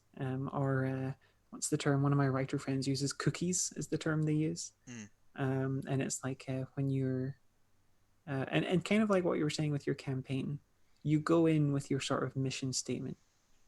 You have like, even if it's just a bullet pointed list of these are the sort of the emotional resonance or the themes or the concepts we want to get across. Mm-hmm. And then every time you're writing a scene or like an encounter or something, as we were doing with Crash and Burn and stuff, I'm always like trying to refer back to my list of like what are the things that make this a soulbound adventure. Because I could sit down and write like 10 back-to-back fantasy adventures, kind of like generic D&D. Okay, you show up and there's goblins, they're in the mine somewhere, go kill them please, and then you Yep. write a dungeon and it's done. Yep. But that wouldn't be a soulbound adventure. So you Mm-hmm. always want to have these, like, they're kind of like the cookies, as we call. You always go back to the cookie jar to remind you Mm-hmm. uh, of what you're supposed to be doing and why you're excited for this setting. um, and it's for me, the tough point right now is switching between like Wrath and Glory and Soulbound and Wrath and Glory and Soulbound. Very different vibes, very different sort of themes and stuff. Yeah, so Wrath and Glory is going to be a lot more dour, gritty, right? Like, Mm-hmm. I'm saying from someone who's read about. I haven't played. I'm not certainly not as familiar with that as Soulbound. Um, Yeah. but yeah, you're talking First, about switching. That's going to be its yeah. own challenge. Like, actually, like, how do you switch gears between, I mean, we talked about spinning plates and burning the candle at all the ends. How do Yeah. you switch gears? Like, how do you go from like, okay, now I got to work on this super cute, awesome board game that like I'm helping design, to like, uh, okay, like yeah, I can switch gears to like, Superman and Wonder Woman team up to like save the world, Soulbound, like, and then now I have to switch to like Wrath and Glory, and like you're switching between the different things. Like, obviously, life is going to have a way of helping you prioritize the stuff based on what's due first and so on and so forth. But but how do you change gears? How do you go between them? Caffeine and power naps are very good. I'm an enormous advocate. I'm very lucky because I work remotely for all of my work. Even the 9 to 5 and stuff, it's remote, so I work from home. Mhm. And the amount of freedom and stuff I can get there is incredible. Because if I do need to change gears and I find that I'm struggling, I'm normally tired because I'm working X jobs.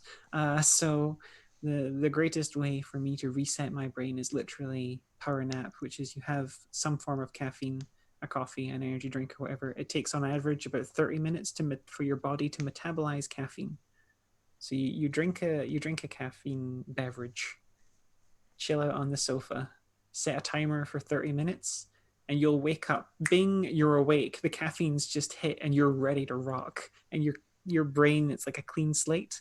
And you can just be like, okay, what am I thinking about? Cool, adventure Mart, cute things. Right, here we go. Uh, that's like my silver bullet, my secret for if I really do need to switch gears. I'm Um, stealing that forever. That's amazing. it's not necessarily viable, but I did used to have naps back even when I worked in the video games industry studio. We had nice breakout area, and I think it was about like 300 people in that company at its height, and I was the only one who would do power naps. But I got shit done, so Humble brag. humble Like, brag, humble brag. Humble brag for power naps. Everyone should have more naps, damn it. see, We're see, all exhausted constantly. Just let yourself have a 30-minute nap. You'll feel better. do you find yourself immersing yourself in other art? Like, one of the questions I see or hear, for writers and GMs and the like, any creative really, is like, I'm thinking about painting this model. Like, I don't know what to do with it. Like, I want to do this. I want to do that.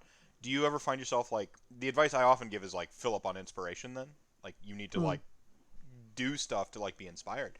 Do you find yourself filling up on inspiration? What might that look like? What might that mean to you? Yeah, Right? Because it yeah. means something to me. For me, it's just about having like a wide range of different things to enjoy. I'm sure it might shock some people to hear, but I've only read a couple of short stories. Like, I know there's a lot of great stuff coming out of Black Library right now, but I personally have only read a handful of Age of Sigmar fiction and stuff, because if I was to try and keep up with all of the Black Library content and stuff, I would be solely reading Black Library content and stuff. But when I'm also trying to write stuff set in like Warhammer IPs, to me, it feels like there's more value in reading other things, because otherwise you're just going to end up in this recursive loop of the only things I'm taking in are stories set in this world. So the only things I can sort of put out are derivatives of things that have already been created by other people and probably better than what I can do. So I always like to, mix up what I'm watching or playing or reading. Like, yeah, I don't think there's a form of weird nerd media that I don't partake in right now. Like, I'll watch anime, I'll read manga, comics, video games, television. Like, it's I keep a wide range, and I've cultivated a very fine social net right now. So I'm like, okay, cool, right, okay. I need a good anime recommendation. I'm gonna go tap Fabian over here. He's hot on his anime and be like, all right, what's the best anime that's come out in the last year? And it'd be like, boom, boom, boom. Here's your list. Great, cool. I, Okay, I need some good auteur filmmaking. Sam, hit me up. What you got? What happened at Sundance? And he's like, okay, here's a list. And I'm like, okay, great. Do. Knock it out and things like that. And just like expose yourself to as wide a range as possible and the ideas that you'll. It's just, it keeps your brain always stirring in my head. well, I love that you mentioned like if you only read Library material and you're going to write, Wrath and Glory, you're only making these derivatives. Like, I think of two things. One, nutrition, right? Like, good stuff in, good stuff out. Like, you gotta, like, the creative mind is the hungriest mind of any. Like, you gotta consume like inspiration. Um, Mm. and the other one is a train of thought I lost. Hang on. The but I just find it interesting that you mentioned like anime and all these other things. Stephen King, I got the train back. We're good. Stephen King said, like if you don't have time to read, you don't have time to write. Is one of the things. I go to Stephen King a lot. I like him, the writer, better than I like the stories, if that makes sense. Like, no, I think maybe I got it that's. flipped. I like he knows writing very well, but then sometimes he breaks his own rules of like understanding writing and like you know he doesn't believe in like frivolous description. All right, I just read a page of frivolous description, Stephen King. You just lied to me. Like, but one of his bits of advice is like if you don't have time to read, you don't have time to write. And I've kind of distilled that into a slightly different meaning from when he wrote that back in the 80s or whenever he wrote that. Um, it's we live in a multimedia age, and I feel like if you don't have time to consume media, you don't have time to create media, or Mhm. rather, if you can't seek out inspiration for media, then those tanks are gonna run dry. If all you're doing is constantly creating, you're going to run dry. You have to like, I mean, even on the mental health side of things, like you have to give yourself mental health breaks, right? That Yeah, for sure. so. And again, it's like the other thing is sort of just trying to keep in touch with like the zeitgeist of the moment. Mm, One of the primary reasons I'll go and watch a lot of like Marvel movies is because everyone watches the Marvel movies. Like, they're there. You gotta know what's out in the world at any time. Otherwise, you're gonna get left behind. Your ideas are gonna become stale and stuff because other people are moving on. mhm, And that can feel a bit like FOMO, like fear of missing out stuff. But I just think from a creative standpoint, you should really keep reading, read new things. mhm. Go, Lord of the Rings is amazing, but it was written like 70 years ago now, maybe. How long are we talking? When was Lord of the Rings written? World War II, um, right? Like yeah, 50s, so 70. Yeah, there you yeah. go. And but we're in such like this constant like media creation right now. There are utterly incredible novels being written right now. Like, go read those. Don't read Lord of the Rings again for the third time. Well, this is where I'd posit like like consume different media from different places. Go outside of your Mm-hmm. comfort zone. Um, you know the you know read. minority and marginalized people's art. By the way, like you just should. We're a more integrated, multicultural. This is one of the greatest things about humanity is being able to share culture. You talk about anime, like go watch an anime.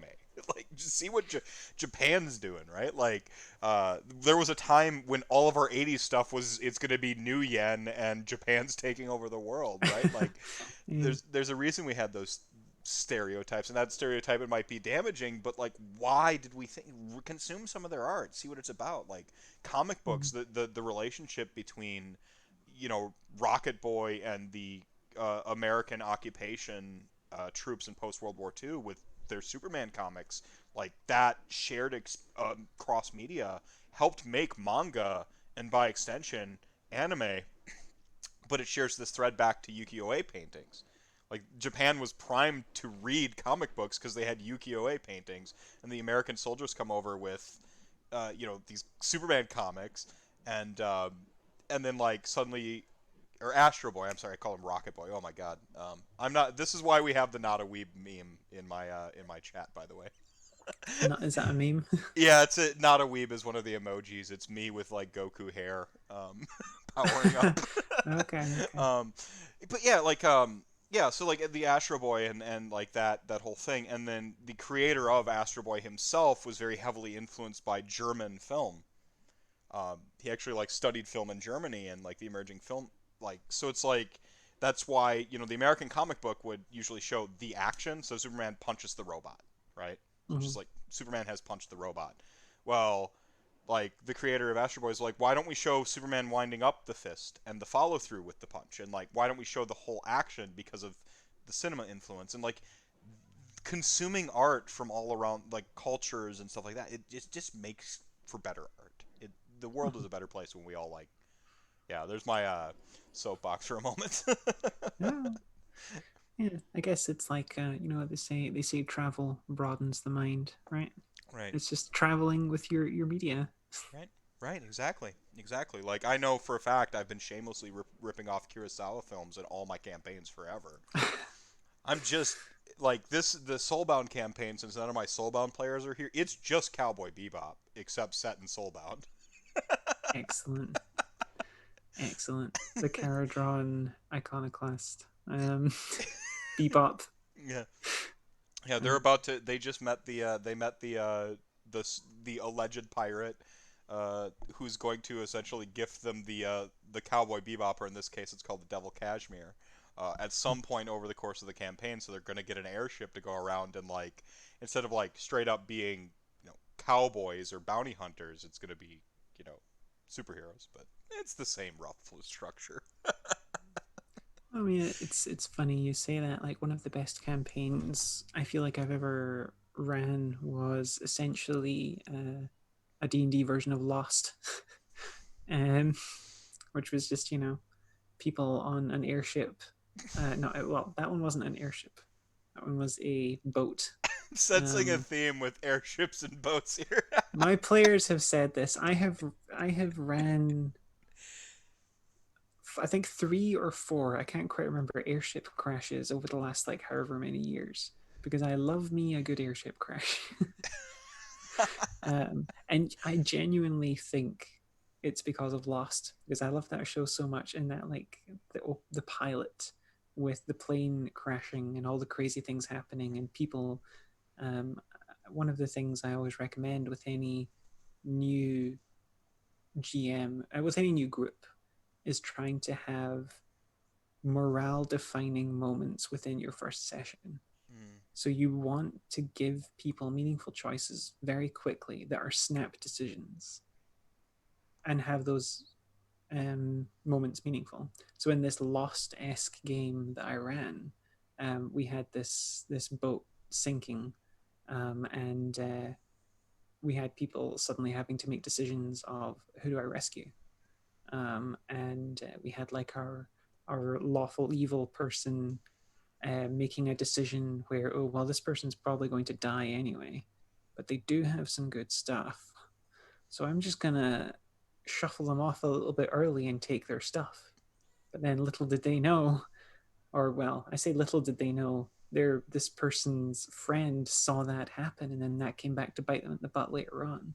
But by doing those Moral decisions those early. crisis, crisis moral decisions very early can be very informative for both the GM and the players to let you know what kind of characters you're dealing with, what kind of players you're dealing with. And you know what? A good old fashioned airship gives you a lot of those opportunities. So I keep running airship crashes, but I've officially published one now, so I'm not allowed to do it again. That's fantastic that you're, It. like, it comes back to Lost. I mean, it's still like an artist, right? Like, just great artists, like, good artists borrow, great artists steal. Like, we've been telling uh, the same. We've been telling each other stories for thousands upon thousands of years as a species. You know, we love stories. Our brain is wired to consume them. This goes back to one of the points you made earlier, where like we're woke to stories. We love them. Um, Mm, and I think it's okay to like borrow like from media and repurpose it, put your personality into it, put your spin on it, and then just like get across your themes or your premises. You know, mm. my even though I'm shamelessly ripping off Cowboy Bebop, shamelessly, the front of my I don't have my Soulbound notebook here. I'm running it later tonight. No, it's right here. It says Soulbound and then in quotation marks Soulbound Bebop, like literally written on it. That's my adventure journal. Like but if I do that and I run that, it's gonna look a lot different from like if you ran that. If you start with I'm gonna run the Cowboy Bebop, I suspect that the Cowboy Bebop would crash at some point. But Yeah, I uh, feel like the Cowboy Bebop crashed at one point. Yeah, there they was crashed in the desert. They crashed in the desert. That was the Ed and Ein mushroom episode, right? I think They so. ran out of fuel, I Yeah, think. well, they The run mushroom the sandal. constant. They're spiritually crashing often because they're always running out Mm, of fuel or food. mm-hmm. um, uh, But I think that's a very good point. Like, and I've had a couple of times running games in the past. There's like a couple of reasons. First of all, it's if you need to quickly come up with a campaign idea, there's nothing wrong with just being like, okay, that was a very cool narrative. I'm going to play that out because the player's actions will always change how it yes. works. Yep. And even if one of your players comes to you and says, hey, are you just ripping off Cowboy Bebop? I guarantee you, if you're just like, yeah, a little bit, it'll be like, awesome. Because who doesn't want to play? Who doesn't want to be a member of the Bebop? Am I right? If you're picking a Right. cool thing that you're basing your campaign on, Right. you know, Yeah. it's freaking Star Wars is just Hidden Fortress, Forbidden Yeah. Hidden Fortress, Fortress, Kurosawa. Yeah. Hidden Fortress. Yep. Exactly. Of course, Kurosawa. Yeah. Star Wars is just that. And if you were to turn around and say to someone like, okay, cool, right, so we're gonna run Edge of the Empire. I think is that a good one? I think that was that the last Star Wars system in my head. I can't Oh, remember. I can't. I It was was just one of them. talking to someone the other day about the D6 one from like the like 80s or whatever, and Mm, I couldn't. That was the West End or West Bend was that one. I can't remember the new one though. mm, I'm mm. I But love yeah, like you're kind of like your standard monomyth stories. Like people still love them. People still want to play in them as characters and stuff. So I've never had somebody come to me and say, "Is this based off of this thing?" And then me say yes, and them going, "That's lame." Never had that Well, before. I was interestingly enough for like fifth edition, I was in some of like the playtest groups. And the GM running it was essentially just running the Mass Effect plot, and it took Oh, me. One of my absolute favorite games is Mass Effect 2. I can't wait for them to finish the series and finally release Mass Effect 3 because certainly it'll be the best and not terrible. Um, spicy. I know. Um, but Mass Effect 2, and it took me, a person who was an avid Mass Effect fan, it took me like until level 6 to realize they were just running Mass Effect reskinned, and I'm like, because players change it. Mm-hmm. They will change whatever plot points or beats you're borrowing from, whatever NPC you've reskinned as like a Warforged, like they will, because there was a Warforged that was basically just Garrus, and it took me a little bit to be like, that's just Garrus. At some point, he's like, "I'm gonna go. I've got to go recalibrate some things." Then you're like, "Hold up a Yeah, minute." well, it's, like the good GM won't make it obvious by saying calibrations, and you're like Mm-hmm. calibrations, and you just like shoot back in your chair. But like, yeah, it's just like it really was. There was a monolith. There was a pillar, or what was it? It was an obelisk instead of the monolith. And I'm Okay. like, I can't believe I missed that. It was a boat instead of a spaceship. I'm like, wow. But I mean, that's the thing is like when you're in the moment, you're just as a player, we kind of go back to like the players like you're almost like, especially with my GM brain, I'm almost like over analyzing being a player in the moment. Mm-hmm. Like, well, why would the GM do that? Or like they're trying to kill me here. Certainly, that's a trap if I go down that corridor. Because why would they mention it if it's not a trap? And like the person with the eye patch is the bar clearly has something going on, and I had no name for the person, and I just recently watched Dodgeball, and I remembered Patch's hula hand, and so I gave the character an eye patch, like like the You patch can if meant you can dodge nothing. a wrench, you can Right, dodge a right, ball. right, and then you're like, well, but then the player brain's like, but then why did they have an eye patch? Something happened with this to give them the eye patch, and the GM's like, I just needed descriptions. I borrowed from my brain. So like the players, I think that's part of the magic of the storytelling is where we really are just like you're kind of like putting your, especially in the player GM relationship, you're kind of like going like here's the story, and then you're going like this is the part of the story I'm gonna like, and you're just kind of giving each other these threads back and forth and playing it like it's this very, I just love RPGs for that reason. Mm-hmm. Um, and with Yeah. your module, you've started to receive some of the Twitter feedback and stuff like that. Um, or maybe you've been blocking it. I don't know. Like No, no, I read everything. you read everything. In the discords and on Twitter and stuff. If anybody asks me to be like, "Oh, I'm running Crash and Burn and stuff," I'm there. I'm like, people are running it. I hope it doesn't break.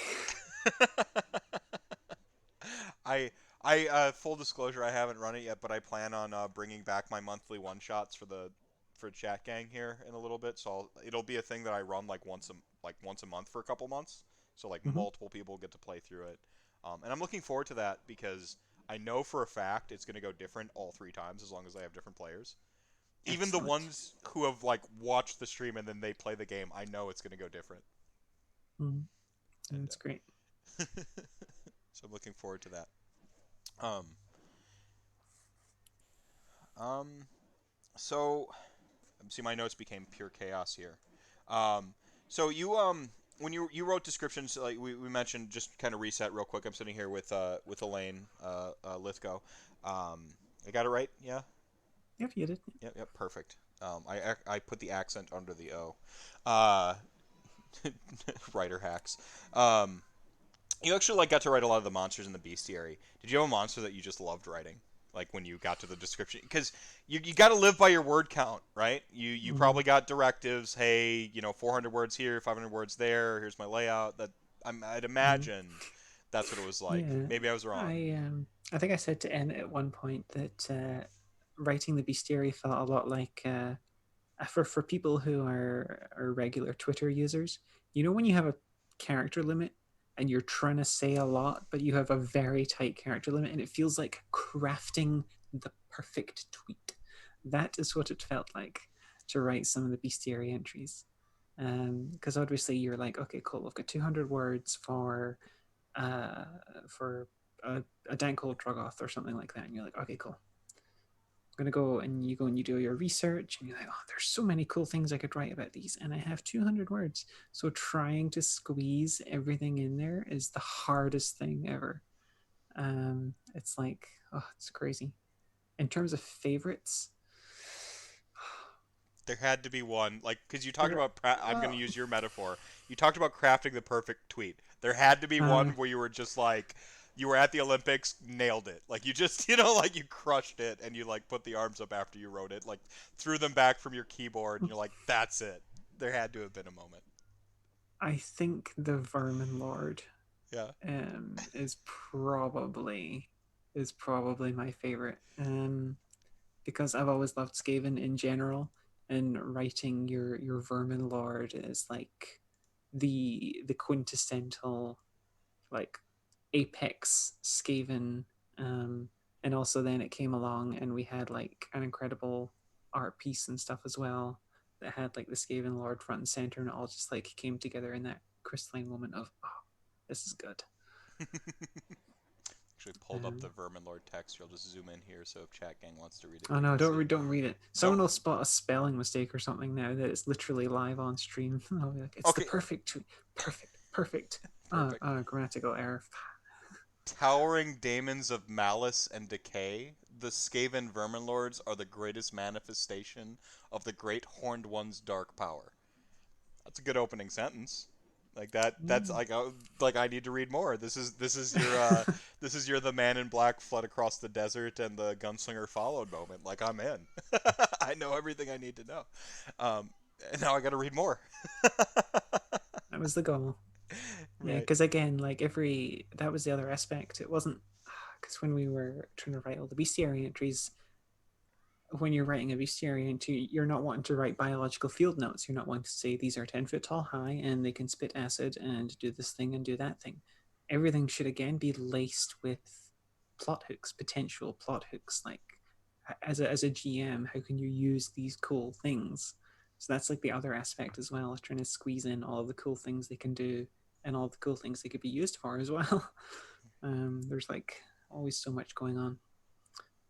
I also really loved all of the pets and familiars section, because that was a wonderful surprise. I didn't know I would get to write that originally. That was sort of like a later, okay, you know what, you just take the bestiary. And I was like, wait, I get to write about my stories and quiverlings and all of these adorable things that people can have as their friends. Well, see, what's interesting is like when you write the bestiary, you're oftentimes you're writing things the party will fight, right? Mm-hmm. But when you write pets and familiars, you're writing things the party gets to like hang out with and gives. Yeah. So like there's like you got to do kind of like the villainy side of it, and then you also got to do the like the high five, let's friend super friendship powers side of it, which is like Well, I mean, fantastic. a lot of the pets and things like that are not exactly high five friendly.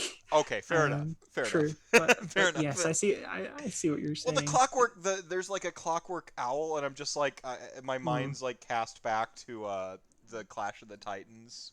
What's his name? yeah, Not yeah. Phobos. Bubo. Bubo, Mm, the clockwork owl. I'm just like, yes, clockwork pets. Let's go. yeah. um, Some of those were quite tough as well. There were some of them because again, like you'll know yourself, Age of Sigmar as a setting um, is still fairly new, especially when compared to like 40k, when compared to the mhm. old world. There's a lot of room, and I feel like Soulbound was this another unique opportunity to flesh out a lot of these things and say, okay, let's take a more macro look at certain things, which sometimes means, oh, cool. So this miniature has this familiar Fish friend. attack. Yeah, it has this familiar thing attached to it. Write 200 words about that. What is it? Don't know, but it's called this. Well, And then having to like scrape together what little nuggets of lore you can and weave it together into to try can you and be like flesh it out. specific? Was there like one that you're like, this is on the base? We want it. It's got this name. With like there's like Um, Bloodhawks, I think, are one of them. I'm like, what the heck is that? Or Blood Eagles yeah, or there were a something, or few. not Blood I'd need Eagles. to It was Solar Eagle or something like that. Yeah, Yeah, I'd need to be careful because things were cut as well. Like fair enough. the bestiary got cut down some. So So I don't want to go saying one that might show up okay, in another let thing. me Um, see if I can't help give you slightly better direction here. As I mm, recall, pets and mounts. So we've got the bitter grub cat, dappled Ifrit, the drill bill, which is the clockwork owl I was joking about. mm, Fangmora eel, Griffhound, Griff Charger, horse now added. My PDF auto updated. No, Mastori, Quiverling, the Scryer fish, or the mm, Scryfish, Spirit Guardian, and Star Eagle. okay. Yeah, I think things. I seem to remember the scryfish being one that there wasn't an enormous amount on, and I had to like Yeah, this is make the some. Yeah, this is the fish friends joke where I'm like, oh yeah, the fish friends. Like every IDK model has like random fish friends. Like, Yeah, they're just yeah, always on the base. yeah. And it's like, what's the difference between your scryfish and your fine mora eels and things like that? What makes them special? Because especially if you're dealing with like a pet, you want to kind of know how it works. You know, you want to know like the kind of the personality. Like people know the difference between a cat and a dog, Mhm. quite intimately. Right. um, Yeah, there's entire memes about cats versus dogs, and like, mm, the cat will, like you must appease the cat, and the dog is kind of dopey, right? Like we, yeah. we we have an entire meme culture around cats and dogs. um, Yeah. and So there's definitely some in there that were that way where there wasn't an enormous amount on them, and obviously everything goes through approval and things like that. So like you write a thing and it gets pinged off and goes through obviously all Cubicle 7's folk, and then that gets pinged off to GW Games Workshop, and they approve everything and stuff. So we're not no wild westing it, at least. Right. Well, I mean, but that does mean that like you have some like blank canvas on this rapid, not rapidly, but this filling in image of what Age of Sigmar is. Like you said, we're going on Mhm, 5 years in July. Is 5 years of mhm. Age of Sigmar, right? That is so tiny compared to how long 40k lore has been written. Yeah. Something you wrote got to inform is canon now. Something you wrote.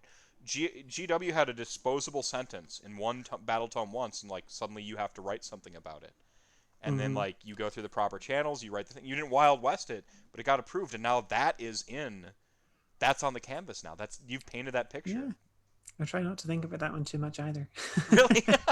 Like, you don't want to think about the first module that forever, What? like, there's going to be a second AOS or a third AOS, and like hopefully you get to rewrite your own adventure. But like with Strahd, the original writer of the initial Strahd didn't rewrite the Strahd to my Mm, knowledge. Somebody one day, you know, might be rewriting your original module. that'd be crazy. Yeah. For me, like some of the weirdest ones where so obviously the core book came out, and then I was researching. I can't remember what exactly I was researching. It was something for uh like a combat encounter or something. And I turn to community resources a lot. Everyone out there who moderates Age of Sigmar wikis and forums and things like that, I love you. You make my job so much easier.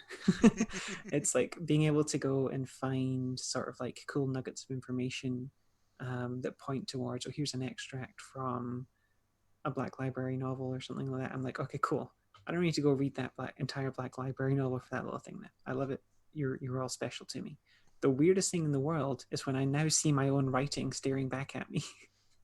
It's uncanny. So I'm like, I need to go look this something up, and then I'll pull up a bestiary entry on like one of the Age of Sigmar wikis, and I'm like, this is hold on. I wrote this. It's the weirdest thing ever. The canon, you're part of the zeitgeist now. You talked about like sort of like consuming the zeitgeist to be relevant. You are part of that now. If I go to write my like narrative for my AOS army I'm building, and I stumble upon unintentionally, your description of the scryerfish on the wiki, and that inspires me to pick certain colors or go with a certain direction of my art, you've now contributed. But you try not to think about that either, it's like a little bit. a teeny tiny bit. It's See, all, you know.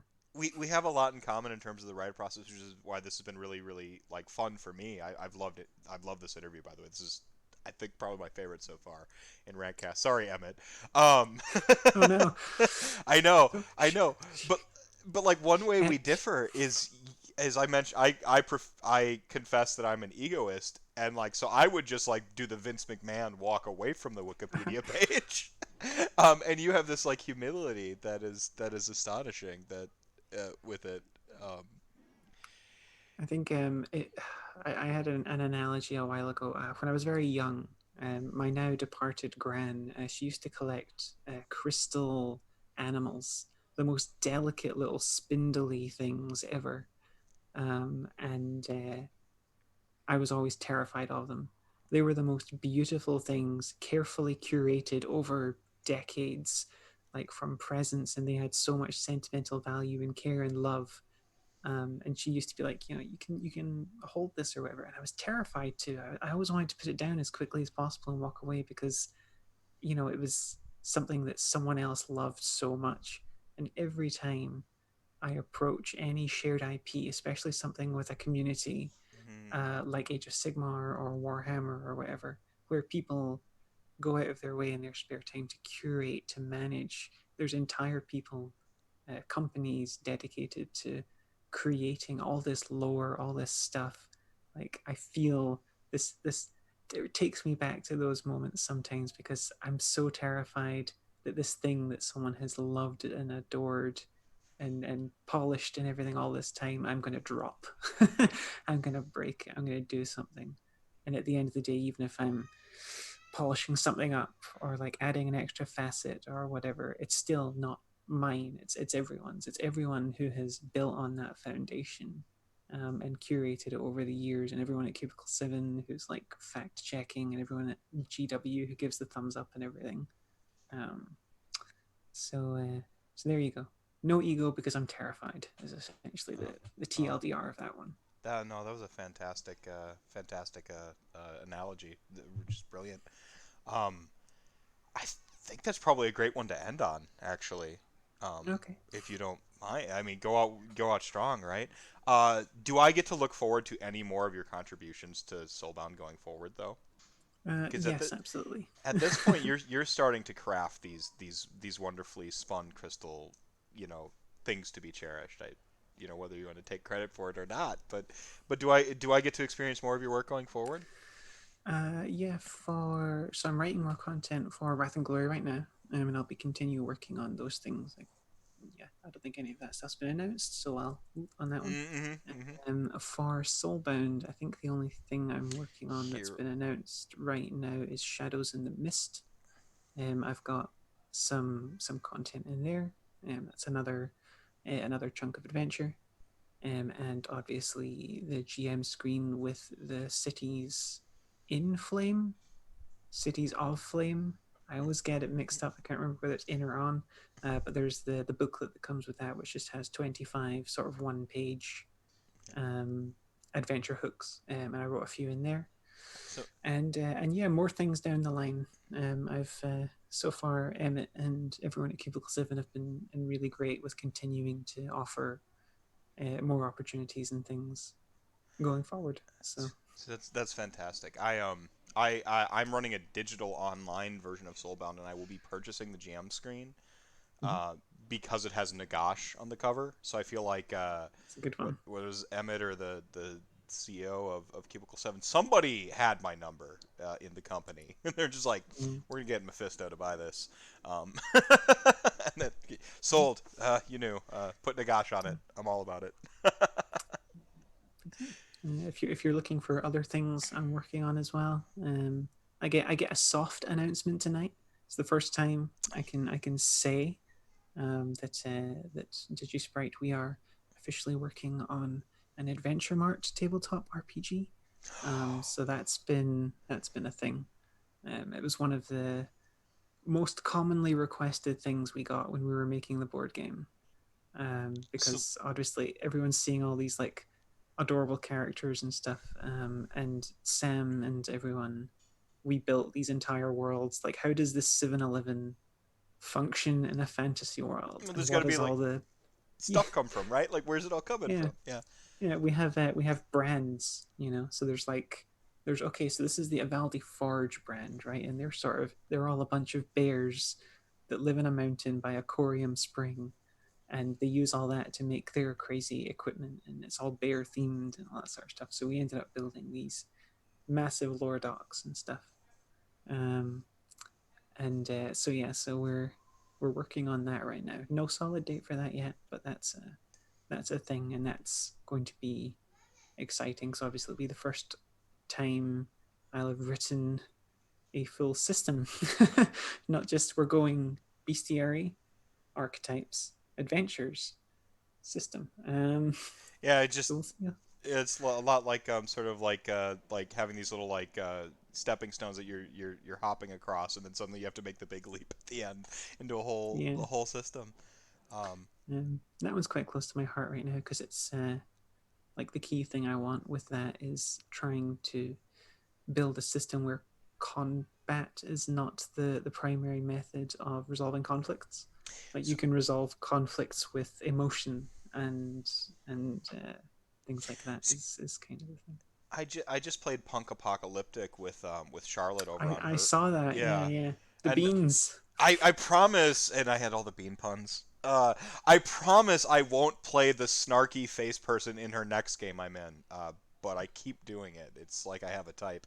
Um, she, in that something we didn't get to fully experiment it with or fully go into was they had essentially like a social combat entire other subsection of that. Yeah, And I mean, you talked about like sort of like scholarly playing games. I'm like, I would love to see a game that goes like where combat is almost like devalued and the system is like super like surface level punch stuff whatever. But like then yeah, you devote all the energy to like the social combat. I mean, yeah. bringing this back to video games from like the onset, like Deus Ex Human Revolution was I don't know if did you play it? I didn't play it, but Sam actually just finished playing it, and I got a blow by blow as he was playing it. So Yeah, it's worth checking out, but it has what I call like one of the big criticisms of this is probably one of the last video games I reviewed when I still did Games Journal. Um, I said something along the lines of like, one of the big criticisms of that game at the time that I was reviewing it was like that the boss fights weren't hard, quote unquote, because they were just like, oh, was that the first one? Yeah. yeah, not the Okay, I new did one. play the first one. I didn't play. Oh, that was Mankind Divided, wasn't it? Yeah, I that was didn't the new play one. Mankind Divided, but I I played Human Revolution. there's good reasons why folks shouldn't have played that one, but politics and stores and bugs and stuff like that. But the first one was really solid, and I remember there was a point in time where I was like trying to do the dialogue with like what was his name, Seraph or whatever, like the Mm, main CEO. And I was trying to do a dialogue, and I reloaded the game because I wasn't happy with my choice. And he said different dialogue lines. I was so angry that like, oh, and then I realized, and then that like informed my why I had a totally different experience from other folks who are like there are no boss fights. I realized that there were dialogue boss fights, and they were far more engaging than the like rocket launcher at boss. Like I'm like, yeah.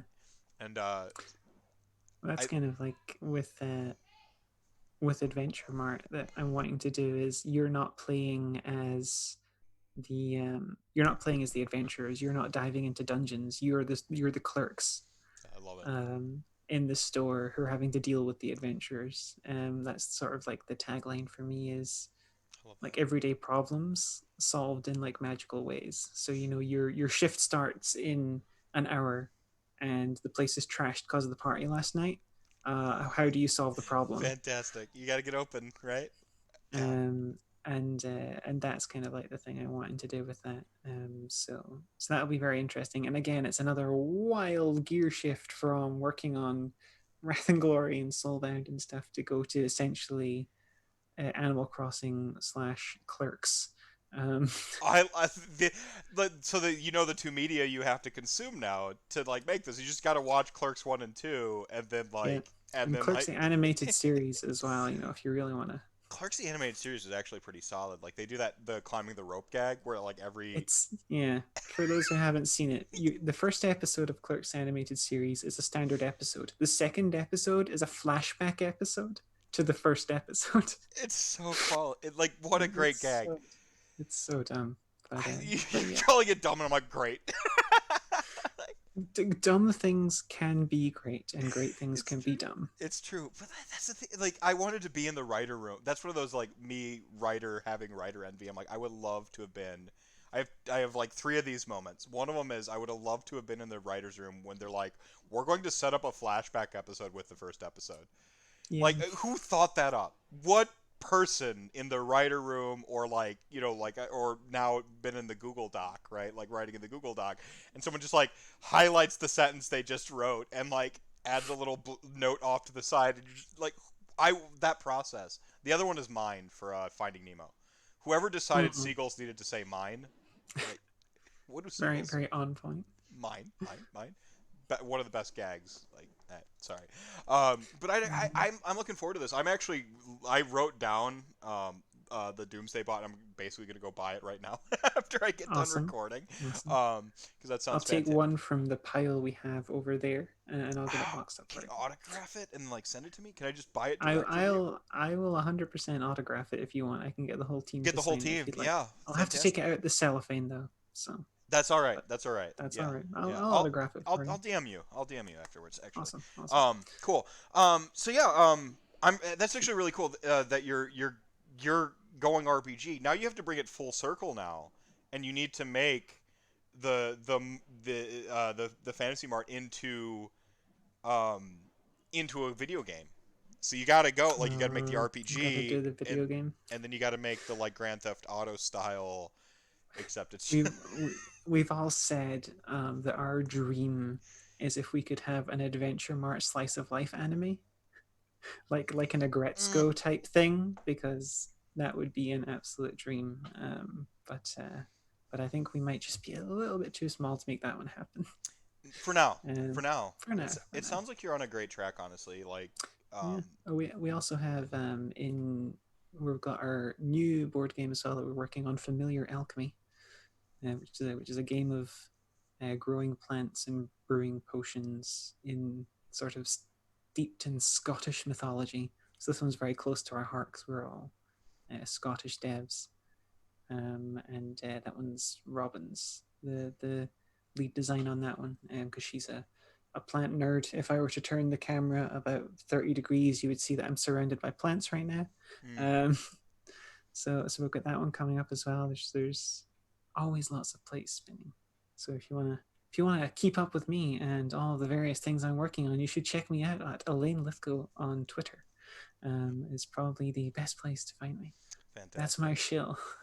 No, that's fantastic. And they can actually follow. It's a Digisprite team on Twitter. uh, is it Digisprite Team or Team Digisprite? Team Digisprite. Yeah, you're right. I think You it's would be Team right, not me. Digisprite. Yeah. You would be correct, not me. I think it's Um, at Team Digisprite as well if you want to keep up on all those things, and yeah, so there we go. See, if I put in too much effort into my research, then the bar raises on my content, and we don't want to raise my bar.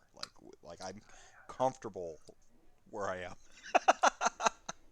Yeah, this has been great. It's been very nice and chill, and the longest interview I've done. So congratulations.